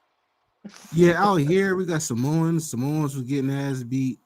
Asians was getting ass. Mexicans, blacks, white. I knew white Native Americans getting ass beat by their parents too. So it's like, I mean, it's all different wherever you're from. Yeah, shit. In China, they go to school for 14 hours a day. So you They know, too Yeah, but damn that's too much tired to structure do though. anything. Yeah, but out there, like Listen. you got as okay. Well, Oh no, you good. Go ahead. no, I'm saying like out there in Asia, like they work their kids so much they don't have the space or opportunity to act up. Like it's like a military for them kids out there. You in school for like 14 hours, and like it's like damn near like mini college out there. yeah, exactly. Like out here, you know, the black parents, you'll notice that at a high school graduation, they jumping up and down, they twerking, and you know, the white parents, they just doing a little golf clap because they know it's not. Hey, this ain't over. Because it's expected. You going to college for 4 more years, 8 more years. Well, Because it's let me high read school. this to you. Let me read this to you. While corporal punishment, spanking, is not illegal under California law, the state's definition of child abuse makes it a crime if the punishment is considered cruel and excessive, or if injury or a traumatic condition results from it. See, so that's how they that's how they're getting around it. They say, "Oh, if you cause your child trauma, then the whooping is criminal." But dude, what the hell? What you mean trauma? Spanking that ass? That like? So it's technically not illegal. So can they arrest you for whooping your kid in Cal? So how the fuck they arrest that lady? Because there's a big ass gray area with that traumatic word that you just said. It's just a gray area that they use. Yeah. So I'm thinking you could probably beat that shit in court. You know what? At this point, anybody still living in California, I don't know why. I don't know why. I don't know why you just guys. I mean, not everybody can move up and move, but still, like that should be your goal to like either change those laws or get the hell up out of California, man. What But I I'm would looking do at. is Go what I ahead. would do is whoop my son ass and wait like a day for the bruises and the whelps to go down, and then send his ass to school again. That's what I would do to beat it. Damn, you gonna whoop him that Out bad before he there, got whelps and shit on him? Yeah, gotta Yeah, do all of well, that, I bro. mean, out, yeah, you get but, whelps from the belt. yeah, but out there, like, I mean, is it like a law like you have like a certain amount of days for your kids to miss, like a certain amount of days of school or something like that? I'm not worried about a day missing for whooping them, bro. I already No, did if it you Man, got before. welts, I don't think it's gonna take a day to get to make them things go down. Yeah, it only takes like a day from the belt. I used to get whooped all the time. It take about a day, and I'll be good. I only got whipped with man, like a belt and switch. I never got whipped with nothing more than that. I had a friend in middle school. He told me, you know, those belts where like barbers like sharpen their razor blades on. Yeah, He leather used to get belt. beat with those. That's Yeah, called strap. my uncle just punched us in the chest. He didn't really like the belt shit. I You know what tell I'm you saying? this. I tell you this. A real good ass whooping will really reshape the trajectory of a kid's life. I still remember my first ass whooping that my daddy gave me. My mom used to whoop my ass all the time, and I remember one time I was being real bad. She said, "I'm gonna tell your daddy." She told my daddy. My dad whooped the shit out of my ass. Yeah, because Then he sometimes apologized, and then he apologized. And from that point on, all my mama had to do, if I was acting up, you better quit it. I'm I'm gonna tell your gonna tell daddy. your daddy, Got my ass right in line. I'm sitting here crying, "Mama, please, no, I'm sorry, I'm sorry." That's yeah, all she because had to do. sometimes I think people don't know kids don't know that there's an overwhelming force that could actually, like, if you've never been beaten up by a grown man, you probably are walking around thinking that you can like whoop everybody's ass. You know what I'm saying? Sometimes Right. people need to Find out feel, you can't fight. yeah, the Almighty feeling suspect. of being overpowered. Yeah, Brandon, I'm gonna tell you something too. And on that note, I've been keeping tabs on all this. I just started. I'm not gonna say I'm taking jujitsu consistently, but I've taken it on and off over the years. And man, that's one of the most. I'm gonna tell y'all this. Like, if y'all haven't like gone to like a jujitsu class, it's gonna be one of the most humbling experiences y'all will ever experience in y'all lives, man. I mean, like, I've always considered myself, you know what I'm saying? I'm not a tough guy, but you know what I'm saying? I can chuck them, you know what I'm saying? And Right. to just get on that mat and like have the most unassuming white guy just take you down with ease and you not be able to get up. It's a terrifying feeling. And most people will not you won't understand this until you actually get on the mats. So I advise everybody here listening, man, like, if y'all want to really learn some self-defense, you gotta take I mean, just get some type of basic understanding of how to defend yourself on the ground, because it's a totally different universe than just standing up and throwing punches. And Hey, it's a just scary know, feeling, man. It's a scary feeling having somebody get you on the ground like that and you just can't get up. You know what I'm saying? It's a whole nother game. Yeah. because you think like, damn, what if I ran into this fool just randomly and got into it with him and he know this shit and I don't know nothing, bro, would have freaking destroyed me. You know what I'm saying? Like, that's what happened to me the first time I did jujitsu. I'm getting my ass kicked by some little ass 140-pound Brazilian dude. Yep. I'm like, dude, what if I had accidentally got into it with this dude at the car wash or something? Yep. Yeah, it's I'd have people got my walking ass freaking around with that humiliated. shit. You'll bump into somebody at Aldi's that know that shit, and he look like an old ass man. Oh my God, you be out there You looking guys seen that crazy. video of like? Have you seen that video of those two dudes at the basketball court? Some light Yeah. skinned dude. I know Yes. exactly Yeah, what the and put him basketball in game. Yep. a leg lock. I was like, And he damn. put him like in a knee bar or something like that. And he shut the whole dude down. I seen that. Yeah. He had him in a Yeah. he had him in a heel hook, and he was like, "Nigga, I'll destroy your knee." He said, I remember that. He said, I'll rip your leg right out the socket. And that Yeah, dude stopped. he had a heel hook. He had an outside heel hook on that dude leg. I don't know if you know what a heel hook is, but heel hook is the one you put a heel hook on somebody, you're for sure gonna be injured. Nigga, like if they crank it, you're done. It destroys your knee. I know Yeah. exactly what he had when the black dude swung on him and the white dude took his ass down on the ground Yeah, I and put him respect in. I respect jujitsu fighters, but I just feel like in a real life situation, and the learning curve is a little tougher on it. It seems like in a real life situation, I feel like knowing how to actually throw a punch is actually more. You would be more successful if you can really throw a punch. You know what I'm saying? And I If you disagree. what I disagree so much. I the, think And like if I'm being honest, I think wrestling, like having like a decent wrestling base, man, if you can wrestle and just get somebody to like, you know what I'm saying? You don't have to be like 100% accurate. You don't have to hit a home run if you get into a situation on the street. I mean, if you can take somebody down to the ground, man, that but goes a very long way. if you can box, you're not really getting taken down that easy. Like they got foot. Okay. So let me ask you this then. Like, honest truth, right now, if they got into a fight, who you think is winning if they got into a street fight? Who? Floyd Mayweather versus Khabib Nurmagomedov. oh Khabib's I, gonna I, Floyd. destroy him.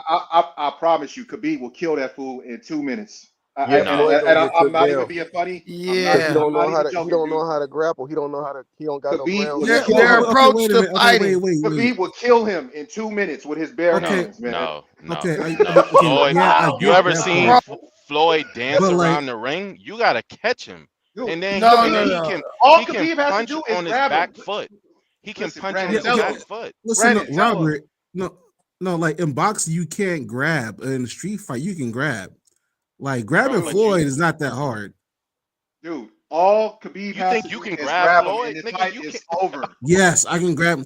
Listen, No, if you I'm in, can't. if I'm, Okay, if y'all I'm, have He if, gonna never shoot boxed. for them Y'all stop, have legs. stop, never stop, stop, boxed. stop, stop, stop, stop. Listen, no, you don't. No, you misconstruing throwing a punch, comparing to grabbing somebody with your bear hugging somebody.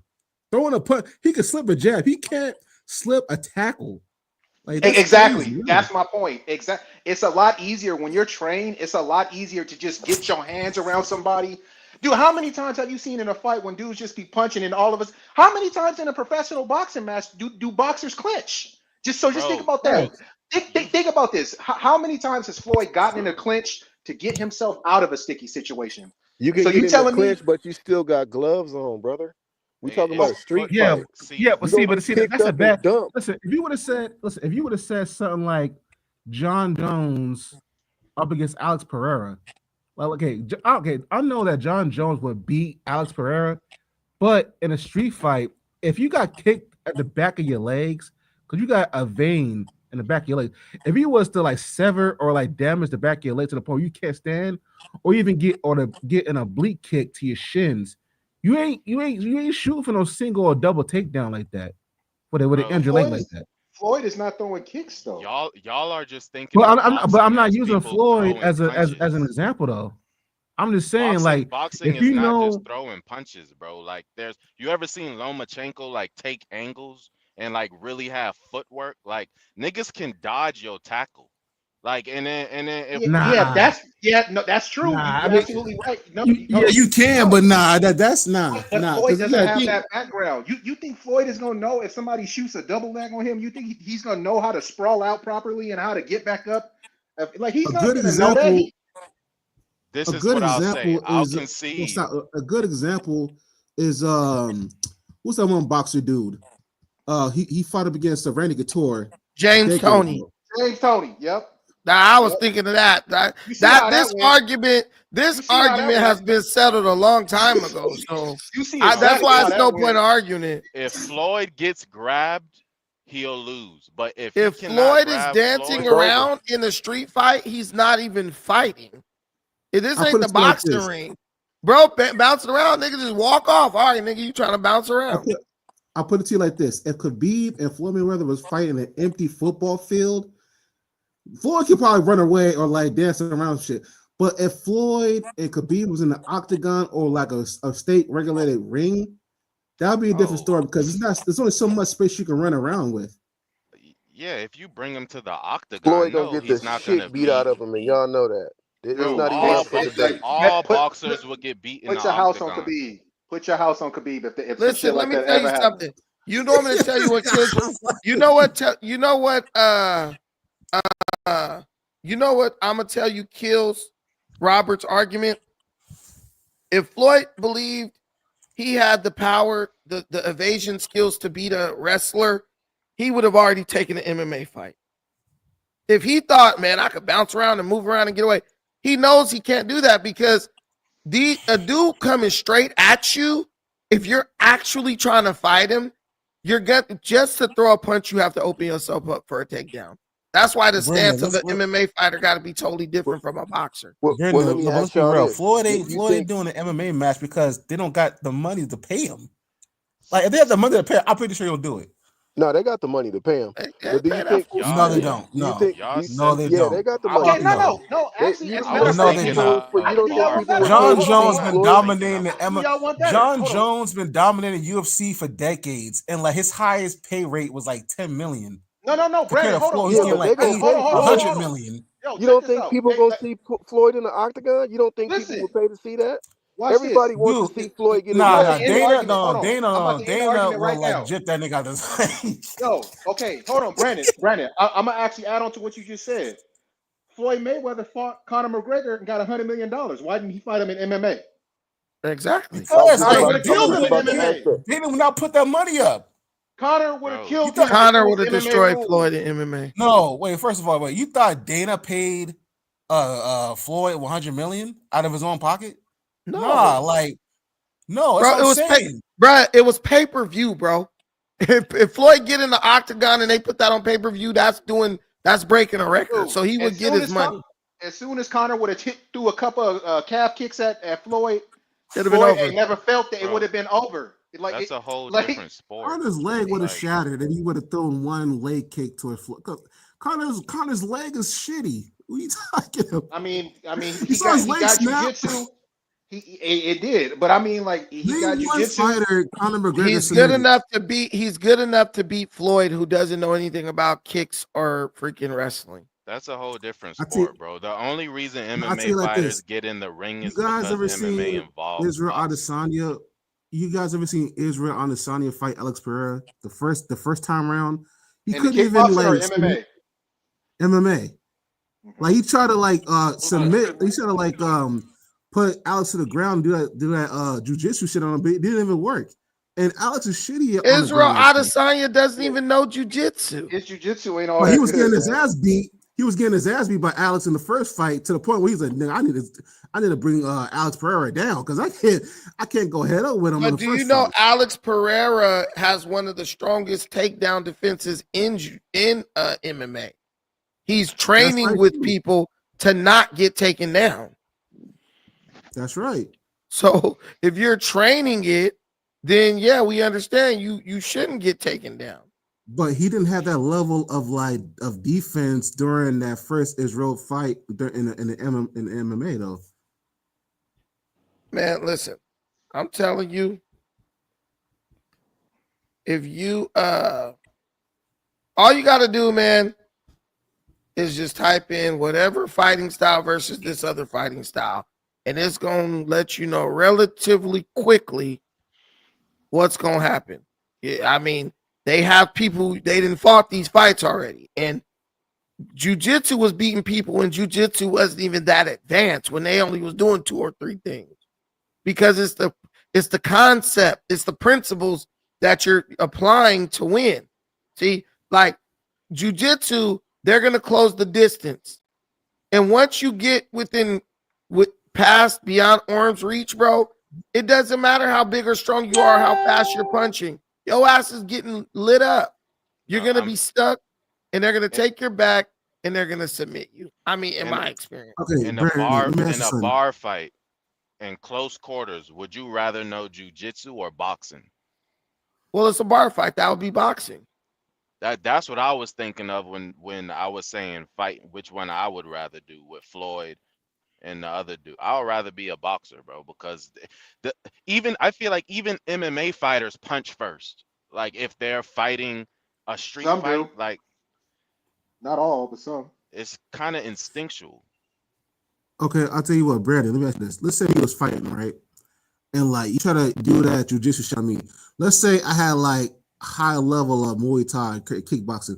I was to like do some oblique kicks and calf kicks to your lead leg. With an injured leg, do you still think you can take me down with a double leg or a single leg? No, probably not. And Oh, with a double leg, or if I got an injured leg, yes. I could. If you start throwing kicks, I'm taking you down. In my opinion, like you start trying to kick me, you're going down. But what if like I was mixing it up? Like I hit you with one calf kick, and then you might if he aims for my calf again, I'm gonna snatch it, but then I kick you in the head. Or then I'll kick you. See, but when you train jiu-jitsu, what people don't realize is when you train jiu-jitsu, you're training for all of these type of things potentially happening. First thing I'm gonna do is I'm gonna see what leg you're trying to kick with. I'm circling away from that leg. Soon as you try to throw the kick, I'm going for the planet leg. I'm taking you down. You're okay. Like we train for this shit, bro. Like even Robert, when he's like boxing and stuff, jiu-jitsu people are trained for if someone throws a punch, do this. If someone does kick, do this. If someone tries to take you down, do this. Like we're literally training that every single day. So you can go in and be like, I'm gonna do this, bro. Probably gonna get you. If he gets you and get connected, you're gonna have a long day. I want y'all. If y'all think I'm bullshitting how crazy jujitsu and these ground grappling skills is, I want y'all to go watch the fight between Khabib Nurmagomedov and Conor McGregor. I want you to watch the first round. I don't even want y'all to watch the fight. I want you to watch the first round.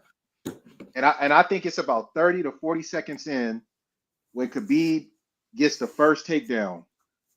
Man, I swear he must have dove at this fool's leg at least 15 feet.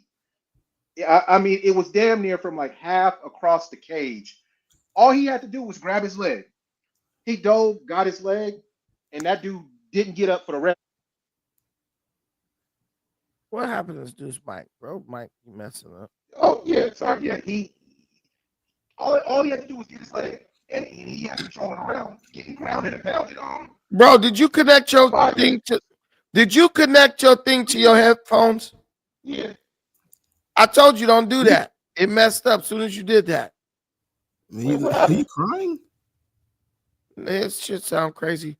Now I'm gonna show y'all right now. I'm gonna show y'all, bro. I'm telling you, when you go, if you want to know if jiu-jitsu work on everything, go watch UFC 1 with Royce Gracie. Nigga was 130 pounds beating up niggas that was 250 with just pure jiu-jitsu. You ain't gonna get you. Royce Gracie won UFC 1, 2, and 3. It was tournament style, meaning you fought all your fights in one night.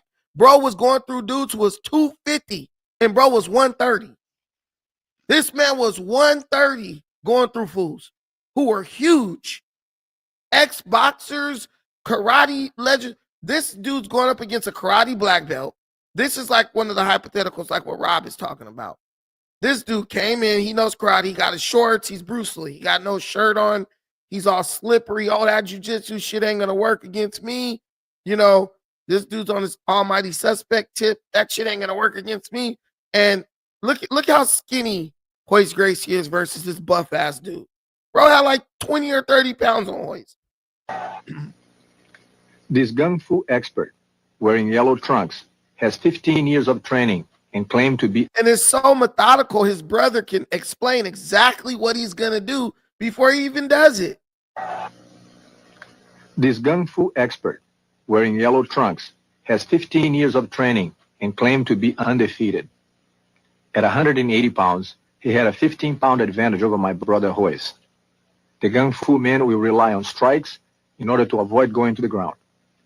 It is almost impossible for a person trained primarily in punches and kicks to avoid being wrapped up and taken down by a Gracie Jiu-Jitsu practitioner. Royce is determined to close the gap and take the fight to the ground. As they go to the ground, he grabs Royce by the neck. Royce will establish his position before getting his neck out of the hold. He repeatedly hits his opponent on the ribs, forcing the gung fu man to let go.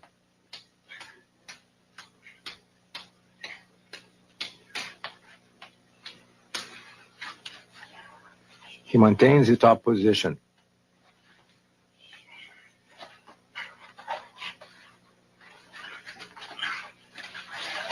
The leg work of the gung fu representative reveals that he is not knowledgeable in the intricacies of grappling. Royce is taking the time to study the situation and ride the opponent.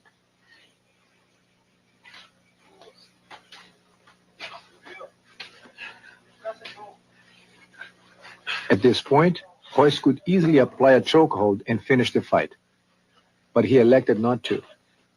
There are many variables when it comes to ground fighting. Through a systematic, step-by-step approach, we have organized it into a science. The opponent is obviously in good shape. Tearing this nigga ass up. Pause.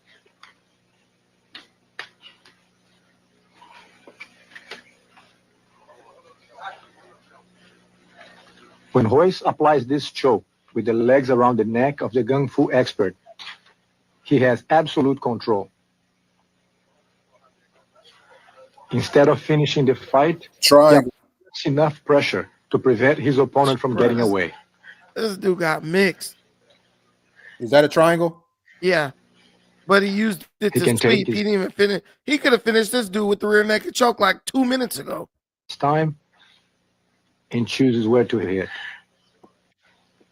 The Kung Fu representative is totally helpless. Man, this shit ain't a game, man. Y'all better get Not on. only he's running out of air, but he cannot stop the blows. It's a terrifying feeling. I'm getting a gun. Fuck that shit. And they fought like 3 or 4 times that like This video is actually long. It's another video. It's longer. They fought 3 or 4 times. Bro got to the point where he just starts slapping that nigga in the face over and over. I was like, nigga, you got hold at this point. But yeah, like, bro, you don't know until you're in it. You know, I'm saying I'm sure there's some guys who can catch you with an uppercut or something like that. But bro, throw a fake kick. You going, and the thing too is, if you're overly concerned about getting taken down, that's gonna impede your ability to like just throw punches powerfully, because you're like, damn, what if I miss? Bro gonna be on me. You know, that's exactly why them dudes, them Dagestani dudes, Khabib's hands is garbage, right? Like, but his wrestling is so good. You see that like all of his opponents, they're scared to throw punches because they too busy worried about the takedown.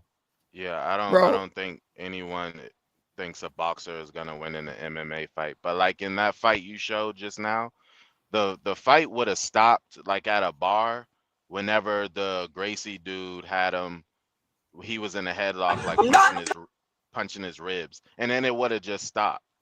You know what I'm saying? I'm trying to apply this to real life situations, not some organized shit. I mean, but when you think of a real life situation, once a dude is on top, also you got to think about this. He took him down on the ground, but he's also trying to prove a point. So he's not like, I'm trying to just transition quick as fuck to kill this dude.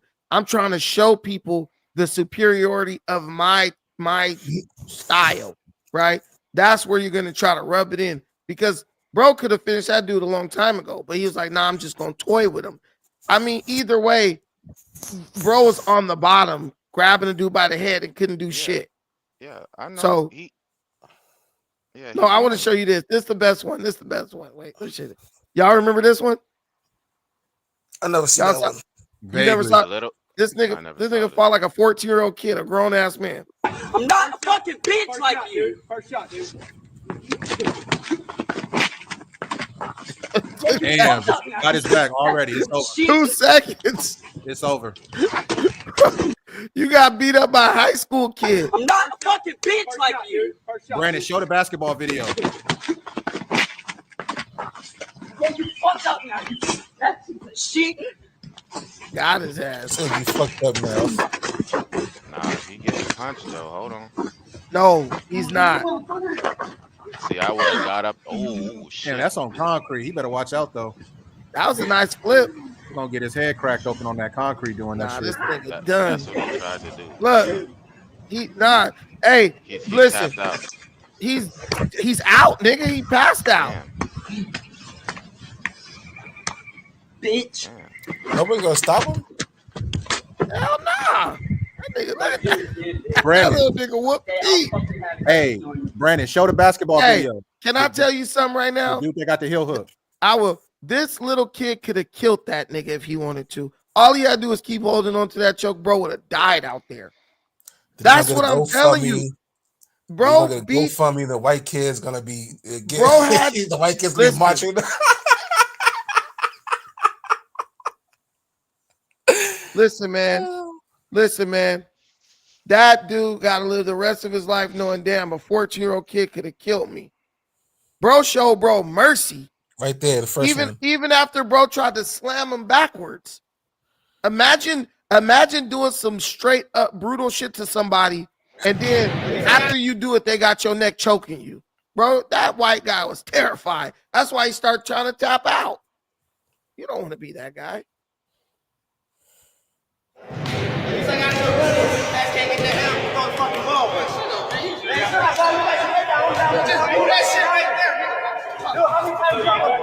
Yeah, weak ass motherfucker. Get out of here. Bitch ass niggas be talking that shit like that. What do something? Nigga, you just trouble right there. Yeah, because I'm done passing the ball to you. I'm passing the ball to you. You looking like that. No, you took a shot with 3 people on you. You took a shot with 3 people on you. This is you. That's you. You got some money?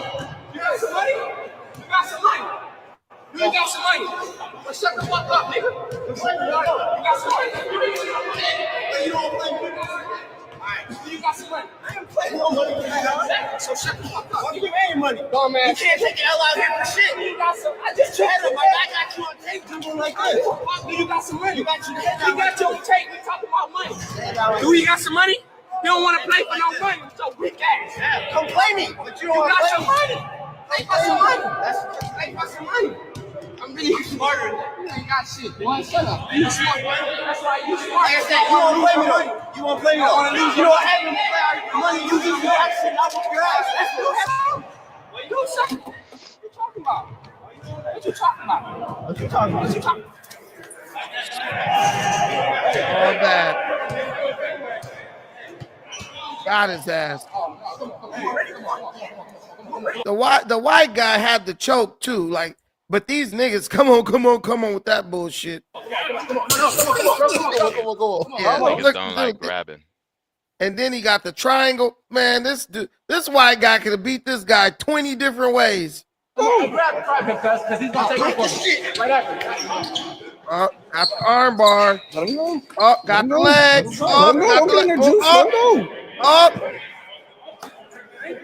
What?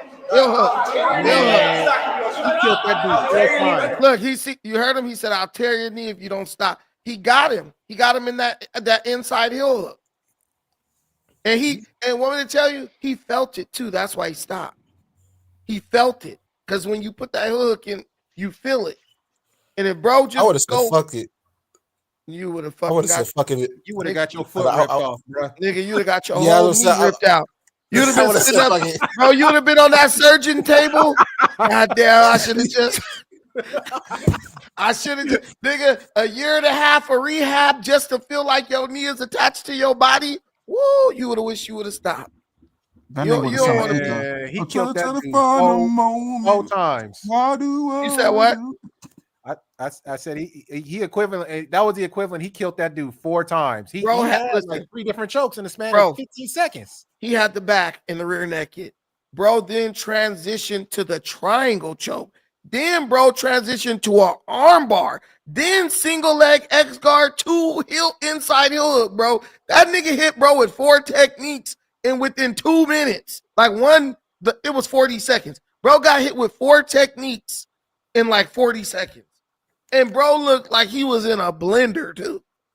Like, bro, you playing guard in a street fight. That's crazy. And the black dude couldn't really fight because honestly, I feel like jiu-jitsu, like y'all usually would take more punishment than that. Like he didn't even stomp him out when he had him on the ground.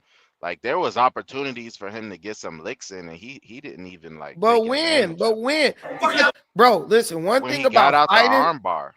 But listen, one thing about throwing punches, you have to have balance to throw a punch effectively. Right. That's what I'm saying. Once he got that arm bar, watch his leg. Yeah, he had his leg. So you gonna throw a punch. Soon as you try to pull rear back to throw a punch, bro, it's gonna freaking. That's what I'm saying. If you know the techniques, you know what the white boy was gonna do in the situation. Okay, bro.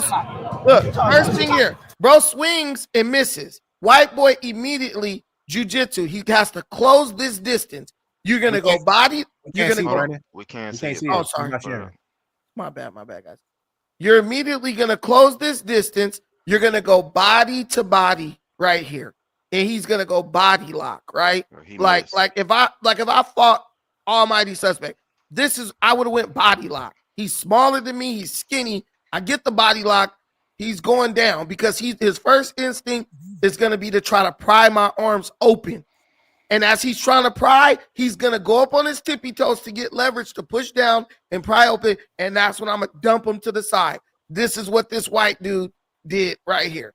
Look, and now, look, watch this. You guys ain't even seeing all the shit that's happening here. White boy's going to close the distance, body lock. Took him straight down. That black dude got to worry about hitting his damn head on the ground. So he ain't thinking about throwing no punches. That point, he like, oh shit, the ground's coming straight at my face. White boy gets to the side with the underhook. He already hit his back. How are you gonna throw a punch when bro is underneath your armpit, blocking your elbow, so you can't pull back to hit him? The other arm you got to use to balance.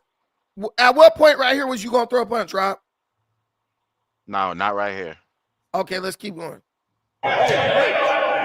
Look, White boys on his back. I got his back. Okay, what point you gonna throw a punch right here?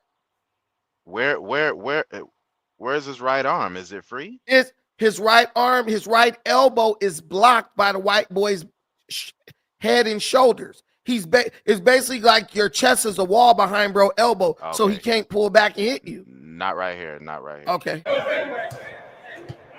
Okay, same thing. Now he's in backpack with the hooks in, with the seatbelt grip. So one arm is under bro armpit, other arm is over bro's shoulder, and he has a seatbelt grip. He's grabbing his right wrist with his left hand.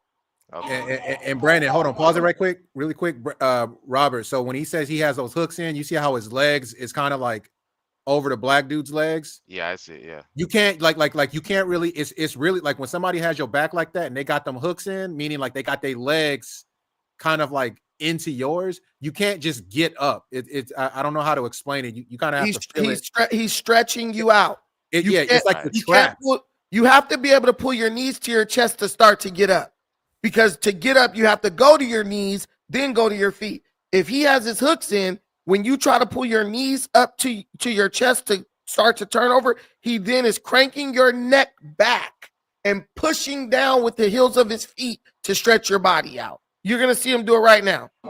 Stretch that. You see that? See I stretched that nigga back? Yeah. Okay, bro.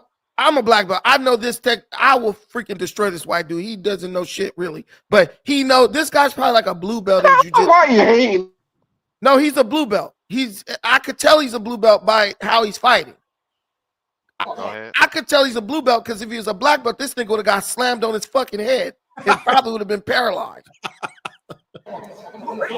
Now look, he let this guy turn over.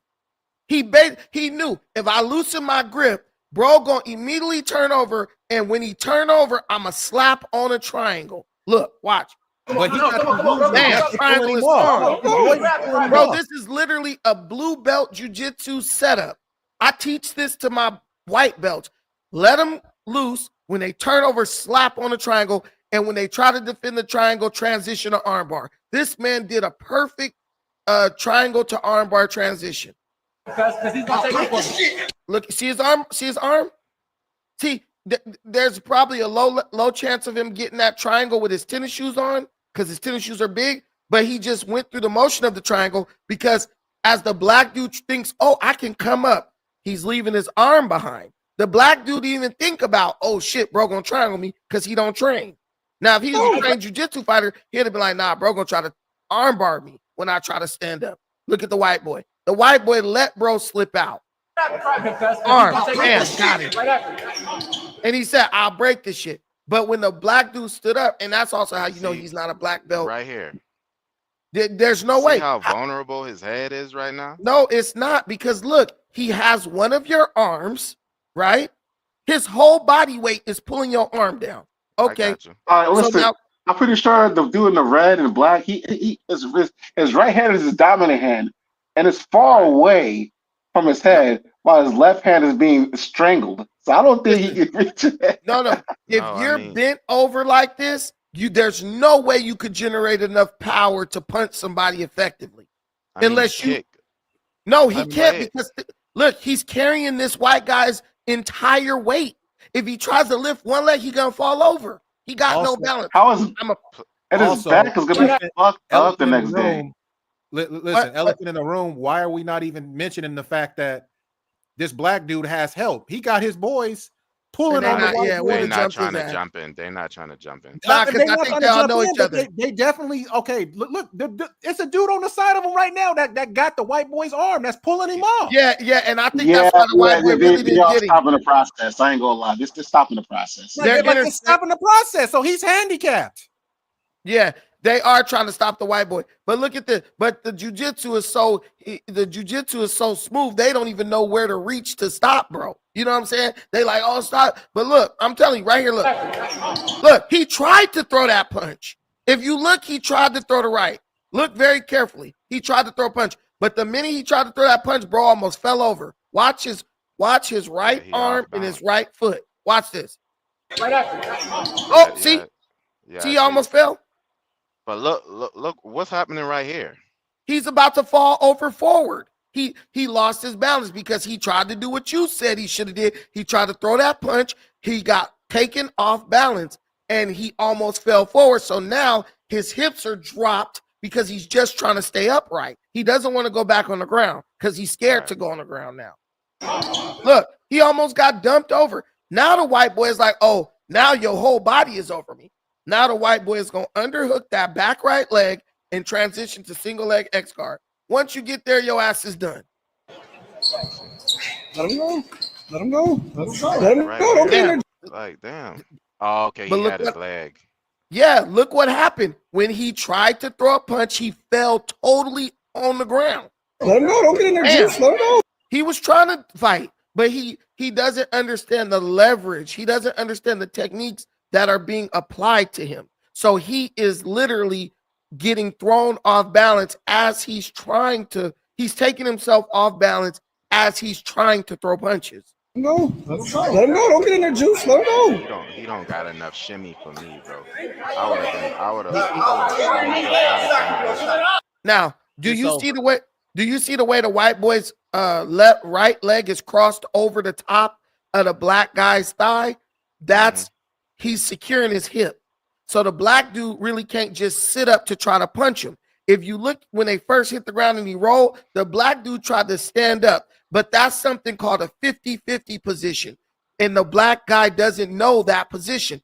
If he really wanted to get up, what he would have to do is turn his body away from the white dude, plant his foot and come up, but he doesn't know it. So he's stuck. The white boy has his hip trapped against the ground and he has him in an inside heel hook.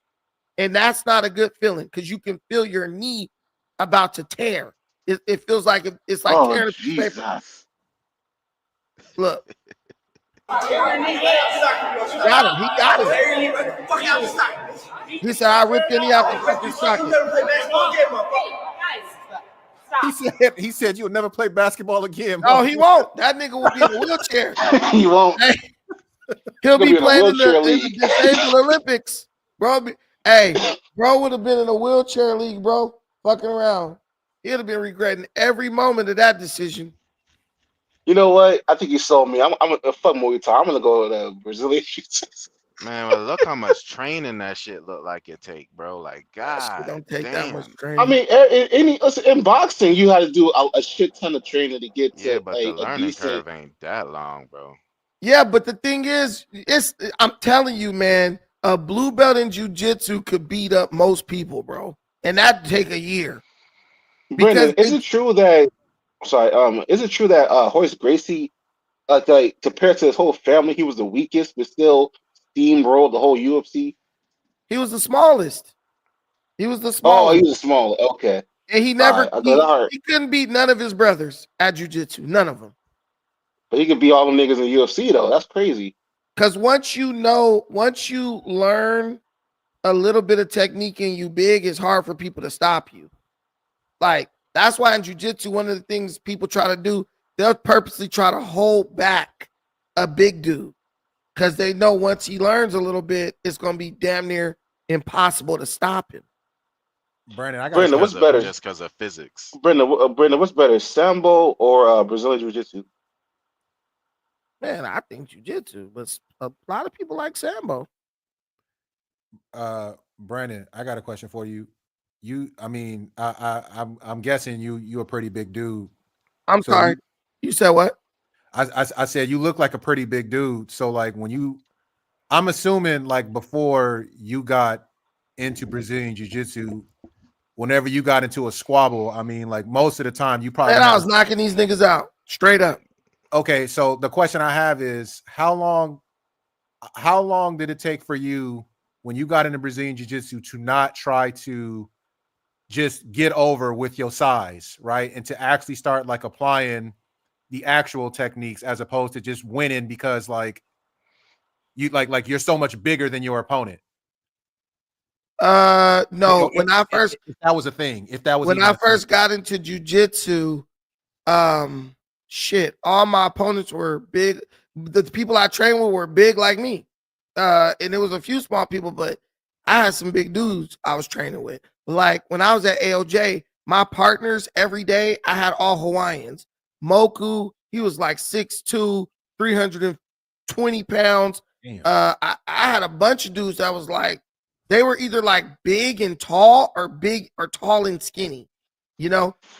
So it wasn't like, oh, they're so much smaller than me. They were big because there's an ultra heavyweight division in jiu-jitsu.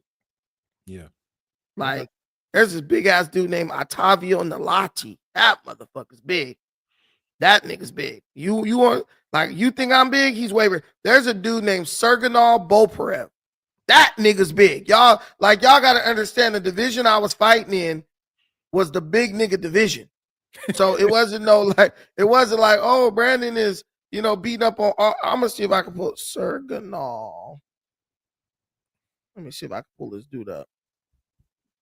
Hey, Brandon, you think like those Russian wrestlers or people out there, you think they're overrated or they really got the props? No. Nah, those dudes are good. Because a lot of people say they're overrated. I don't see it, but I'll be like, the Russians. I mean, they're not all equal. Dude.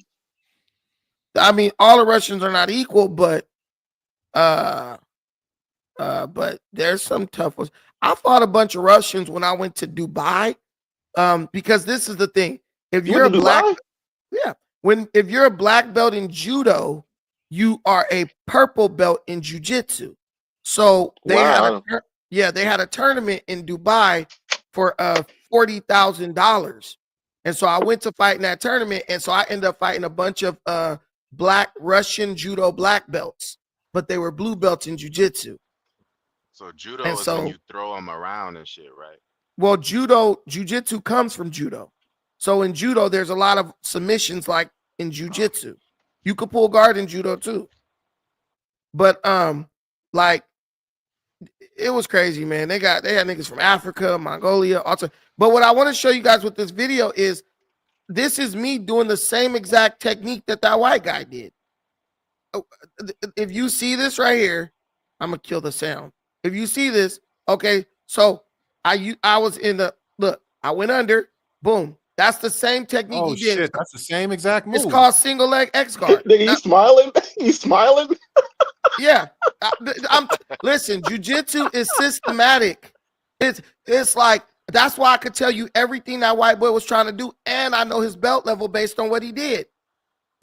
And also, I could tell you he stayed on the bottom because he's a blue belt. Because blue belts don't like to fight to the top. They think they're gonna do everything from the guard until they learn. I was gonna ask you. I was gonna ask you too.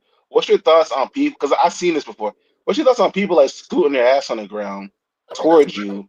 If that's what they like to do, scooting their ass on the ground is crazy. But look, that's what they be doing. Look, single leg X. Now look how I went straight to the ankle, like he did. Single leg X to the ankle. Look, bam, right there. Turn over. Only difference is this is my training partner. We got gis on. I came straight up, pushed his leg out, bam, transition to the side, go straight to the mount, go to side control, go around the top of the head, take the back, roll, bam, I got his back. Damn, Brandon, you can move pretty good, man. Is he trying? He's trying, but the thing is, one, I'm big, and then two, I'm moving like I know where I'm going. I know where I'm trying to go. He doesn't really know where I'm trying to go, and he really doesn't know how to stop me. That's basically what that is. Brandon, for beginners like myself, what would you say are like some of the things that some of the most like fundamental things to practice or to understand? Transitions. Movement is everything. No matter who you go against, movement. Keep moving, keep moving, keep moving. It don't matter if you go up against a toddler. Keep moving. See how I'm a big dude. If I could keep moving, you could keep moving. So as long as you're transitioning, you're almost impossible to kill. Once you stop, you die. So that's why the light-skinned dude was doing all those different he was just transitioning. Yeah. See here, freaking Berimbolo to back tape. But see, he put my leg back over. I mean, literally, if you do jiu-jitsu, you're in these positions all the time. So that's why I understand what the white guy was doing. But if you don't know jiu-jitsu, you're gonna good luck trying to stop it. You know what I'm saying? Do you stretch? Like, are you flexible at all, or? I mean, I'm flexible enough to do jiu-jitsu. I mean, I do stretch, but I'm not gonna say like, oh, I stretch like I can do the splits or no shit like that. It's not necessary. It's just positioning. Like it looks like super great and super like, oh, he's his legs are going all these different ways and shit. Pause. But really, it's like you just know your positions. Now look See, at all this shit. Wouldn't you just rather have knockout power and accuracy? You know what bro, I'm what saying? the hell? I mean, dude, listen, yeah, who wouldn't love to have that? But unfortunately, everyone doesn't have that. And this is way more fun. Like, why would Yeah, you? it look more fun. I'm not gonna lie. Yeah, I mean, you have your friendships, and you guys know each other, and y'all hang out, and you know, it's a good time. But what the fuck is going on with this shit? But yeah, so people just a lot of people they don't like jujitsu because jujitsu looks hard, but jujitsu is hard. But the payoff of jujitsu, I think, greatly outweighs a lot of other sports. Have you ever had to put it on some? Have you ever had to put that on somebody in the streets? Oh man, I do. One time I was with Ryan, and I had to choke a Mexican dude unconscious in San Pedro. I put his ass out in 2 seconds. He tried to tackle me. He tried to tackle me, and I put him in a guillotine and choked him to sleep. Oh shit. Yeah, it was bad. But like, listen, look, you got people like I'll show you this. You're gonna have students who walk in who are bigger than you, bro. Like this dude, Brandon is so huge. This motherfucker's bigger than me, damn near. I mean, there's a guy named Kier. He's a cool dude, and he's gonna want you to teach him. Hey, show me this, show me that. Well, when that guy first came, he was just going crazy like an ex wrestler, and I did this and did that. But now it's just like he wants to learn. So you show him and you play. Like I toy around with grown men, bro. Like, so I don't feel afraid. Like, oh, this guy gonna get me. I'm like, bro, if shit hits the fan, I probably could spaz the fuck out and kill somebody by accident. Yeah, like how, like the only reason I say punching is bad because punching is quick as hell. So Yeah. nobody got time to go run and get their gun real quick. You just hurry up, knock them out, or two-piece, whatever you can do, and then you can get going.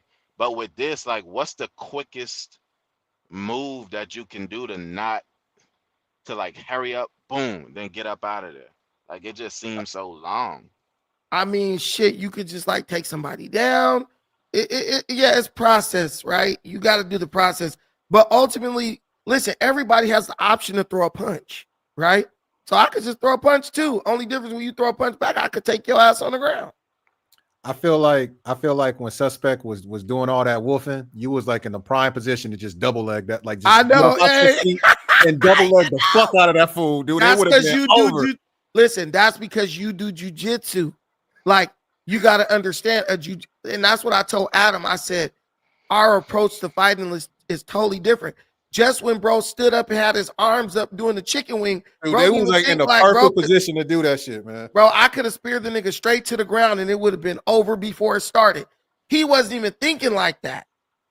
See, and that's why I was like, this dude is just undisciplined. He's untrained. He doesn't know shit. This ain't even gonna be like I'm gonna be persona non grata at No Jumper. Probably freaking have some backlash from my job because I work for the state.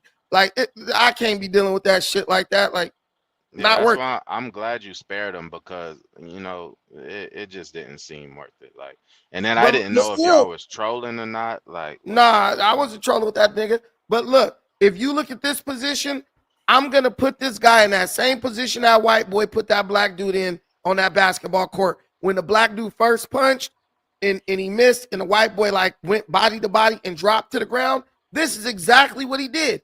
He pushed the black dude. He got to the side. I'm just on the opposite side. He got to the side. Boom. See how the arm? Damn, that's the same fucking thing. Robert, do you see the arm? Wow. Do you see how I pulled the arm in front of me so my torso blocks his elbow? Boom. That's where that black guy landed like that. So he couldn't pull back to punch or nothing. And the white dude was on the side of him. And that was to set up the back take. That's the same exact sequence from the video. Yeah. Wow. Look, I took his back. Same shit. Only thing is the white boy put the hooks in because this guy knows a little jiu-jitsu. He's a blue belt. The black guy didn't know shit, so he just went right into the back take with the hooks in. So what if you got a real wiggly nigga who just like catching a seizure while you grabbing him and he just always slipping out of shit? Do you get those? there's dudes like that, man. There's dudes like that. You just gotta, that's where your strength comes in, where you can kind of like control situations. Cause you know, say you do no-gi or something, shit gonna be slippery, you know, like niggas start sweating and then you can't like grab somebody. That's where that's where being disciplined comes in, you know, and then just knowing different techniques and stuff. See, like it's just, you're always looking, your mind is just always ahead of your opponent. You know, that's what I would say. Your mind is always ahead of your opponent. They're gonna do a lot of be doing what they think is best. Right here, like right here. This guy's a blue belt, so he's gonna try to get a double underhooks pass on me, but I have to be able to push back. And then he's gonna keep going, and I'm just like, oh, but he's open for this scissor sweep. Bam. So he's actually trying right now, or is he just learning? We're flowing. You know, he wants to, he wants to try to learn. He wants to try to see, like, you know, to get an idea of like how to move, basically. So we were actually, go ahead. Okay, so like hypothetically, like you get into a situation on the street, right? And how fast, how soon does it take you to realize or understand that this dude is either trained or untrained? Probably 3 or 4 seconds. Mm-hmm.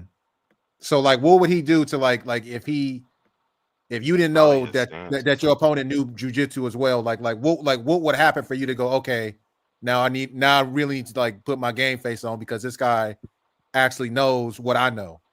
Probably if I shot for like a takedown or a body lock and bro was like, he went for like an underhook, I would know he knew something. Mm-hmm. Because you know you fight for underhooks, right? Mm-hmm. And you know what's so funny? I have so much fucking footage. I actually have the footage of the day when this dude named Renan Vieira from Brazil taught me that technique with the leg shit. Like when he taught me that whole like system, I actually have the footage from that. It's right here. This guy is my homie from Brazil. And I was like, you need to teach me that leg system, the heel hook. See, the 50-50, what that guy put that guy in. And we spent like 2 hours, and bro just taught me this whole position. See, So this Brandon, guy, right? if I fly out to LA and I pay you some money, you think you could teach me how to whoop just about anybody down here where I live at in like a weekend? Yeah, for sure. I would teach you a sprawl to back take transition. Because once you pop a nigga once and y'all get to mix it, he gonna try to take you down. And if you know sprawling how to transition to the back, he's done. But look right here. Remember when I said bro had him with the inside heel hook? This is the exact position that white boy had bro in. See? That's why, like, when you're a black belt, you're speaking from experience. Look at, literally, watch how he goes under. Bam. He's showing me is this not that position that bro had? This is that exact position bro had. See that? Look, Rob. You see how quick I tapped? Yeah. I felt the position. That's why I was like, no, that white boy. See how the white boy, that white boy would have barely had to do anything. And bro, knee would have been. Or your knee? He has my heel. Yeah, my knee is attacked. Oh, I see. He's like twisting the knee out of the socket. I see it. He's wrenching it. Yeah, but do you see how quickly I tap? So when I'm speaking about that shit, I'm like, nah, bro, that white boy had that nigga. I've been in that position before. And it's not good. It's not like friendly. But yeah, man, I'm telling you, like, this right here, just look at this guy. Nigga, get your ass on the ground. You just learn a lot of shit doing jiu-jitsu. Lot of little tricky shit. Hey, but damn, good, that was a good trick. No, but if I got in a fight, this is what I'm gonna do right here. I'm gonna run straight through a nigga. Yeah. Come on, bro. Come on. So how much you no one's surviving this. Do you see how quick that turnover was on that? And suspect look a little skinny too, so it would have been even quicker than that. Very scrawny. This nigga's big. This dude's name is Fareed Ketter. He's huge. Yeah, he looked like you hit the nigga with the E-Honda. Boom, nigga popped up. In his popped defense, up you had instantly. a lot of space though. What you say? You had a lot of space for that. Was that room that y'all in that big to do some shit That was like that? Man, he didn't even have that. No, that room was small. Bro would have got put through the wall, which would have been worse for him. That would have been through the wall, nigga. His little ass would have got freaking crushed. I saw he was still talking shit next day, but I mean his voice was, I mean, like his tone was changed a little bit. He seemed like he was saying he didn't care about what you knew. He just knew he was gonna win or something. He said ain't no rules in a fight. He said ain't no rules in a fight. So whatever that means. That nigga said specifically, the way I was raised is win, lose, or draw. When a nigga start talking like that, that means I don't think I'm not saying I was gonna win, but I would have fought for mine type shit. You know? When niggas start talking about win, lose, or draw and all that, you already know what he's on. But yeah, man, listen. Y'all be like, Brandon is so big, bro. It's big motherfuckers in jiu-jitsu. Look at me. Look at them. Look at this right side of this group. This left side. Them niggas are not little. those niggas are big. I'm big too, but dude, that Alexa started talking. I was like, what the fuck?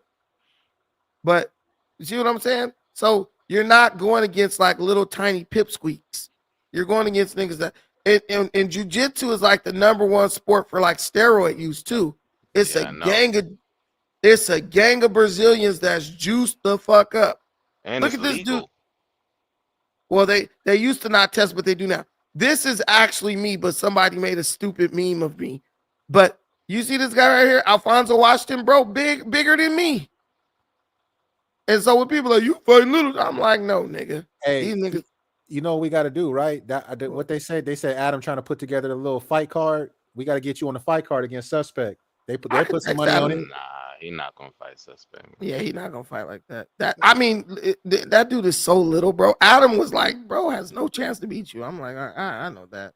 I mean, but you just gotta know, when you know what you know, you want to fight somebody who's actually gonna give you a challenge. You don't want to just fight. So what about 4 extra? He's not big. He's small. So you think you could get him on? I like Brandon over. I've never seen 4 extra fight, but he's like small, bro. Like I think honestly, I feel like I could beat up anybody in there because they street fighters. Right. That's what I meant. But look at this. When we talk about size, bro, this is what I'm talking about. Do you see this this dude in the middle right here, this big ass black dude? This dude is named Big Breeze. Bro is Wiz Khalifa's bodyguard. That nigga like 400 pounds and like 6'3" or 4. He's huge. And everyone behind him is huge. And these are the 2 littlest next to me and this other guy. So when you in this little Asian on the side, on the right at the top with the yellow shirt, that dude is so fucking strong. He actually teaches out of school in Little Tokyo in downtown LA. That nigga strong as fuck. I think his name is, what the fuck? I forgot this nigga name. But this nigga right here, bro, he used to give me the hardest time because he was just a strong, tall Asian nigga. But yeah, 4 extras is not that. Bro, guys, listen to me. Did you guys see when 4 extras and Adam went to the gym? Vaguely. Nah. I kind of remember it. Yeah. Bro, 4 extra struggled to bench 225 pounds. Yeah, but okay, that's No. true. But bench press, Damn, just I because get somebody don't have a strong 225. bench press, don't mean that they still can't. Bro, my 17-year-old little drop it. cousin could bench 225 5 times. What do you mean? I will show y'all the video right now. The crack at Yeah.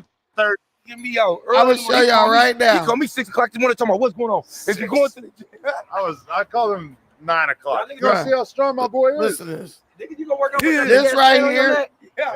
Don't ever get caught on camera with Hey, this bullshit. Hey, he talks a good talk. We gonna see if he really got that strength. Man, you see how much. Oh my God. Look, Watch. This is what he playing with. That's what he playing with. Don't count him out. Don't count him out in the ring. Don't play with the blacks. That's all. We're holding it down. That's all I can say. Off the back. For the West Coast, I'm knocking shit out. That's all. I like Brandon. I like Brandon easy over 4 extras in an MMA bout. I like Brandon. You Better. gotta look at the legs. The legs gonna tell you the weight. But he's more thicker than Suspect. But you thick, if you're thick, you gotta be strong. You can't be thick and not strong. Then that's just a liability for you. You gotta Adam hit that, bro. Adam hit that 5 times. Yeah, nah.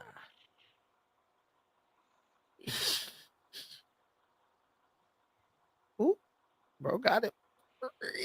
Yeah. I'm hitting that like 20 times. But hey, at least he got it up. I give him that. But yeah, man, you just, I don't know. These guys, they want to throw hands like anybody could get knocked out. But I'm thinking if I fought in the MMA thing, why would I even go in there and give you the opportunity to knock me out? If Adam came to you and was like, I want you to fight 4 extras on the card, 50,000, you taking it? Nigga, what you mean? I'll fight him and another nigga at the same time for 50,000? Bro, listen. Set it up. Listen, bro. I'm just saying, like, I'm not really worried about nobody. Bro, y'all got to understand, I grew up in California. So we're not worried about niggas like that. You know what I'm saying? We didn't fought niggas in jail and on the street and at the club and, you know, at the skating rink and shit like that. So, you know, fades are not a big deal out here. Like how some people would think. Yeah. People might be like,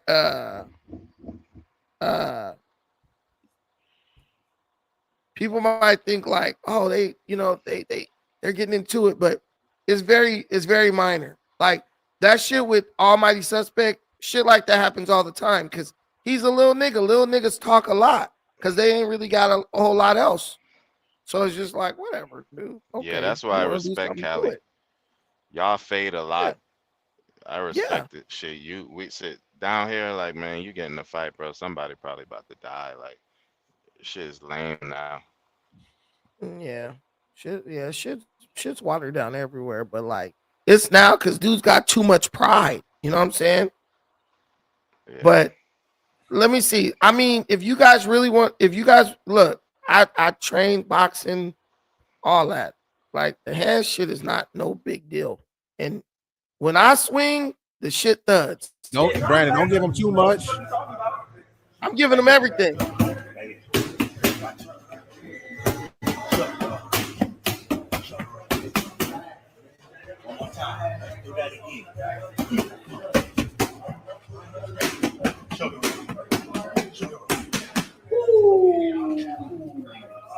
One more time for the brand, for the broadcast. One more time. Edit that part out. I'm not editing that shit. Let's go.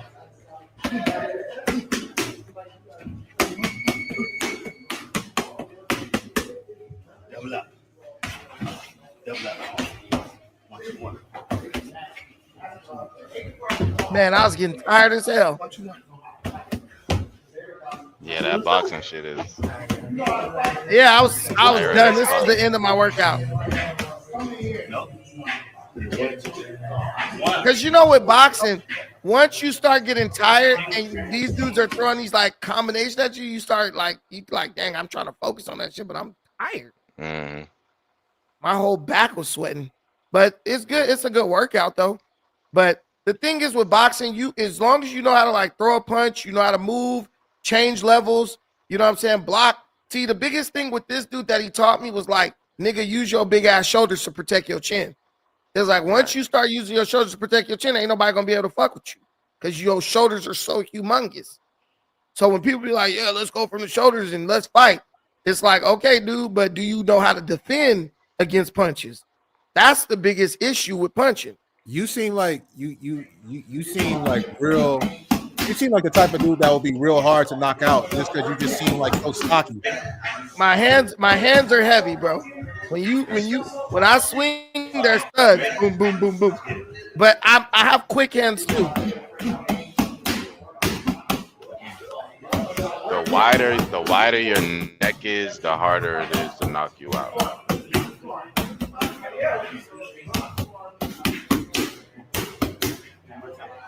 Low key, Brandon, I feel like low key. I mean, I could be wrong on this. You seem like the type of dude that would just close the distance with your hands if you had to, and just pick a motherfucker up and just body slam him on the ground and just get mount and finish it easy. I like to hit people. If I could get you with a good turnover, like, because right here we're just hitting pads, but you hitting people, you know, you're gonna come with a faster turnover. If I land like a good overhand, boop, boop, boop, boop, boop, your ass is going down for real. Like, yeah, because you know I grew up fighting, and plus my body is imposing. So when I start moving forward, you're gonna have to try to find a way to stop my momentum and avoid getting hit. That's hard to do. Yeah, you need to do that tackle shit that you did in that other video. That'll be my main move. Hey, I whapped the fuck out of these pads on this one. Man. I'll just be tackling it.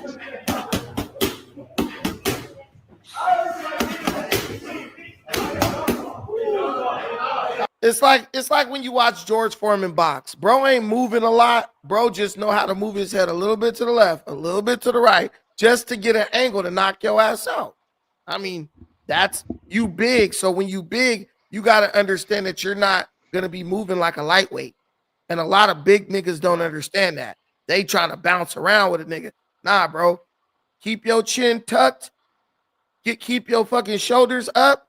Keep your hands in front of your face and walk that motherfucker down. As soon as you see daylight, drop that motherfucker. Pop, pop, pop. And don't throw one punch. Throw at least two. Because he's probably going to be able to try to like move out of the way the first one, but he's probably not going to expect the second one. He said, am I mixed with Polynesian? Hell no. Yeah, George Foreman died. Rest in peace, George Foreman. But hey, look, I show niggas all my fight videos and all that. Guess what? Hey, Rob, I wouldn't want to be in front of one of them punches that I was throwing. Like, nah. You clip a nigga, he going down. I promise you. But, you know, and then if you're big and you're explosive, that's the worst. Because nigga, he gonna come hard. And not tired, you fresh? Yeah.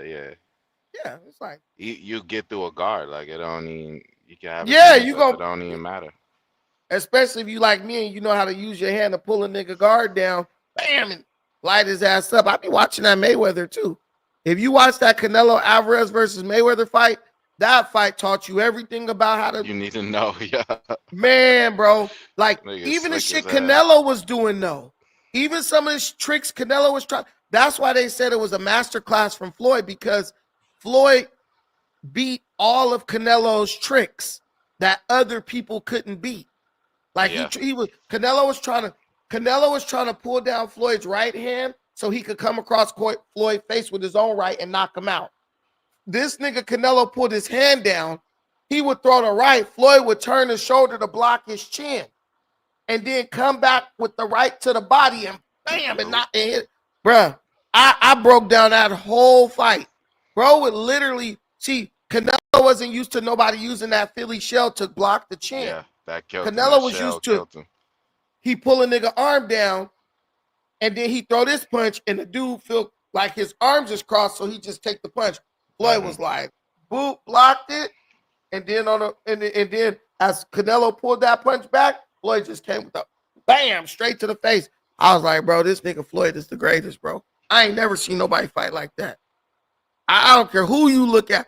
nobody had the tools and skill set of Floyd. Nah, Nobody. he's the greatest. history. He's the greatest, bro. Arguably, they saying Shakur might be next. No, Nah, hell Shakur no. Stevens, even to this day, Shakur Stevens, one, he picks and chooses. Two, he's a scrawny ass nigga and he don't fight everybody. And three, he does not have the bag of Floyd Mayweather. He gonna be Tank. He gonna be. I guarantee you, he gonna beat Tank when they fight. Let's say he beat Tank. That ain't no big accomplishment, bro. What you Tank, mean? Listen, bro. Tank would not have lasted if this was 15 years ago. Tank would not even be the champion. I disagree, bro. Well, I mean, yeah, he would. I mean, yeah, if Floyd was in it, if Floyd when was you had niggas coming up like when you had niggas like Thurman and all them little niggas, I Manny Pacquiao, bro. Niggas, You bro. think Tank you would have telling me? dropped them niggas So you easy. telling me Tank would have beat Manny Pacquiao in his prime? No, I'm putting money on Tank. Put it like that. Crazy. I'm not gonna say for sure, but I'm a vote with my money. I will put money on. You're Tank crazy as hell if you think versus Tank Davis. Pacquiao? Oh my god, bruh, Tank don't even got the bag of Manny Pacquiao. Nah, bro. Tank is too patient. Pacquiao Manny got will dropped smother multiple times versus a dude much slower than Tank, and Juan Manuel Marquez then got knocked. Do you know how many times he beat this dude? Do you know? But listen, Manny Pacquiao is a small dude who went up to fight big dudes. So that makes sense. Tank is a small dude who keeps fighting small dudes. Manny Pacquiao is smaller than Tank and went straight through that division to a bigger division. No, I don't even like Manny Pacquiao, but I just don't think Tank has the footwork to beat Manny Pacquiao. Manny Pacquiao is all footwork. Tank is all patience. Manny Pacquiao is a monster like that. Like let me just make that clear. Like Manny Pacquiao is one of the best to ever do it. But you're not gonna wait Manny Pacquiao out and land one clean punch and knock him out. That ain't happening. Manny Pacquiao's a fighter. Tank is too patient. He relies on his chin too much. He gets punched a lot. He calculates and digests his opponents too late in the round. Pacquiao would have already smothered him by then. Pacquiao would have been all over his ass, and somebody just dropped the point. Bro just beat Tank just lost to Roach. Roach nice too though. Roach ain't beating Pacquiao.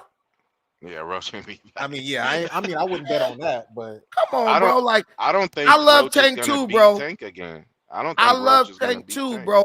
Tank is not on that level. That was the golden era of boxing where you had to beat the shit out of people just to. The journeymen were amazing back in those days, bro. You had to go through niggas like Ricky Hatton, nigga. Like, come on, bro. No, okay, just back to my original point.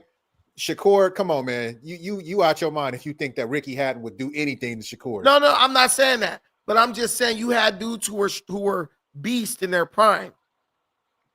Like, I don't know, man. I think we looking at the past with Rose. I mean, were there some great fighters in the past? Of course, but were all of them like when people get these rose colored? That's like saying everybody in the NBA in the 80s and the 90s, just all of them was just better than than everybody today. Like I don't think so. I mean, you got standouts in any generation. Is all I'm trying to say. That's not true because the niggas from back then are training the dudes now. So they're teaching them their tricks. So Tank has been in light welterweight, super featherweight, and lightweight. Okay. So if we type in greatest lightweights of all time. Yeah, he went up to 140 and beat He Mario went up to Barrios. 147. No, where was Pacquiao. Mario Barrios? Oh, I'm talking about Tank. That's Tank 140. I think Tank went up to 140 and beat a tall Mexican. That nigga pretty decent too. Yeah, but Tank gets you with that uppercut. Yeah, that uppercut crazy. And a lot of people don't even train for that no more. All right, so you got the greatest lightweights. So Tank would have to beat Roberto Duran. Nah. Man, the skill set. I'm sorry. You know what? I'm gonna keep it a bean, man. You bringing up Roberto Duran? Roberto Duran ain't never seen nothing like Tank, bro. Roberto Duran was a great fighter. He was great in his era. Man, You think the he shit, just the beat type of Pernell move Whitaker? he would. Pernell Whitaker, no. He would have had a No. harder time with Pernell than Duran. Man, if you put Roberto Duran in his prime versus Tank right now, I'm telling you, bet your house on Tank. Roberto That's Duran a beat the knockout, shit out 100%. of That's a Roberto knockout. Duran beat the shit out of Sugar Ray Leonard. I don't care. I Bro, don't come care, on, man. bro. Like, This nigga, Duran no. ain't Come never on, seen bro. nothing like what Tank will put on his ass, bro. Hell Like, no. Bro beat the shit out of Sugar Ray Leonard, bro. Come on. No. and then he got slapped by Tommy Hearns. Did he not?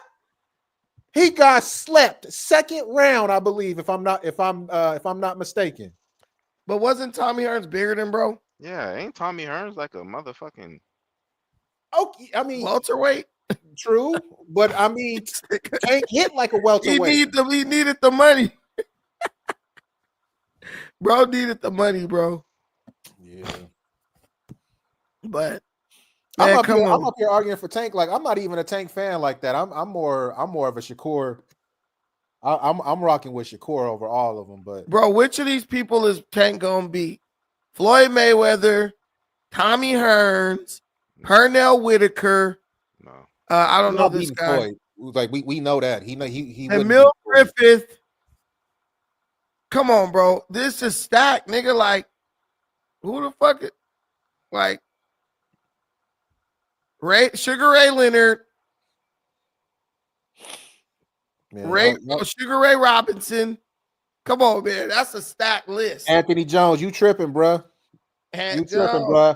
I guarantee you, if you put money up and I put money up, I guarantee you, I'm the one walking out with the money. I guarantee you that. Easy. Yeah, Tank lost to Roach, but I don't really. He didn't lose, so it was a good fight. It was a good fight. This ain't no damn Jordan or LeBron. That's no one is saying Tank Davis is the greatest of all time. No, we not saying that at all. The bag not even big enough to be the greatest of all time. Tank Davis could teach you some shit, but everything he do is something he didn't got off of somebody else. Yeah, Tank is a knockout artist, man. There's certain styles of fight. Tank is like a Mike Tyson in the lightweight division. That's exactly what I was thinking of. Yep, he like a lightweight Mike Tyson that can box. Yeah, but Mike Tyson lost too. You know what I'm saying? Like you can lose as a knockout artist because that's your only bag that you really got. If you can't knock the dude out, you fuck. Then you gonna lose. That's hey, what I'm bro, saying. you know who underrated like a motherfucker? Buster Douglas. That nigga could fight, bro. You ever watch that? Yeah. Go back and watch the Buster Douglas versus Evander Holyfield fights. Bro, those are boxing master classes. Bro, Buster Douglas got hands. He beat Mike Tyson. He beat Evander Holyfield. Bro, listen, Evander Holyfield beat Mike Tyson. Buster Douglas beat the dog shit out of Evander Holyfield. Or if you want to watch another good fight, watch James Toney versus Evander Holyfield. That's one of the greatest fights I ever seen in my life.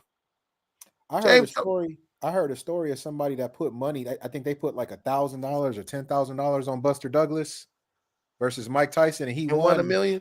They won $1 million, bro. Yeah, because Buster Douglas was like, Buster Douglas was one of them dudes who had a lot of like outside of boxing type shit going on. So, and they also, but his mom had died. So motherfuckers was like, bro, gonna come here going crazy. Yeah, that's crazy. I don't know. But guys, I'm about to get the fuck out of here. It's freaking late. It's 11 o'clock at night over here. Y'all up late. Oh, it's Friday night. That's why. Y'all are here. These dudes on demon time. All right, then. All right, I'll holler at y'all. Thank y'all for watching. Bro. This was a Thanks for the show, man. Peace. No worries, y'all. We gonna have more peace.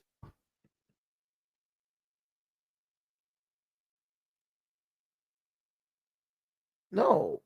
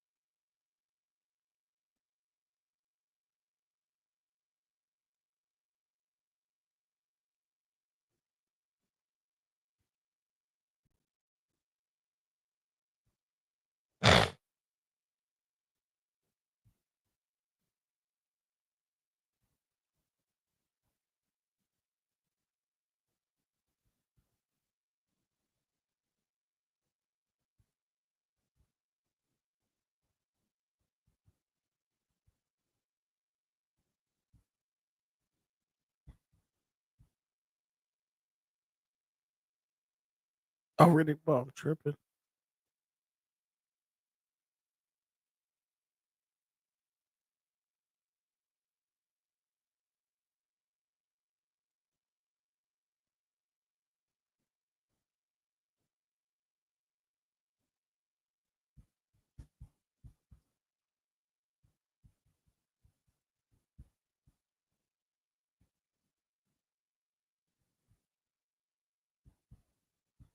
Hey, you guys, I meant Riddick Bowe. Sorry. I didn't mean Buster Douglas. Sorry, ass. I meant Riddick Bowe. Riddick Bowe is a nigga who can fight. He knocked Evander Holyfield ass out. I'm tripping. I meant Riddick Bowe. I'm sorry. I had to look it up. They fought 3 times. Riddick Bowe beat Evander Holyfield's ass 2 times. Knocked his ass out the 3rd time. Put him down. Give y'all another chinny. What noise? Oh. Yeah, I'm still live. Well, hey, you know, sometimes I don't hit the live button by mistake, but at least y'all know I don't be doing no weird shit when I go off live. Some dudes are weirdos. Hey, Riddick Bowe is a beast, bro. That nigga's a beast. Dude, bro is a man. Come on.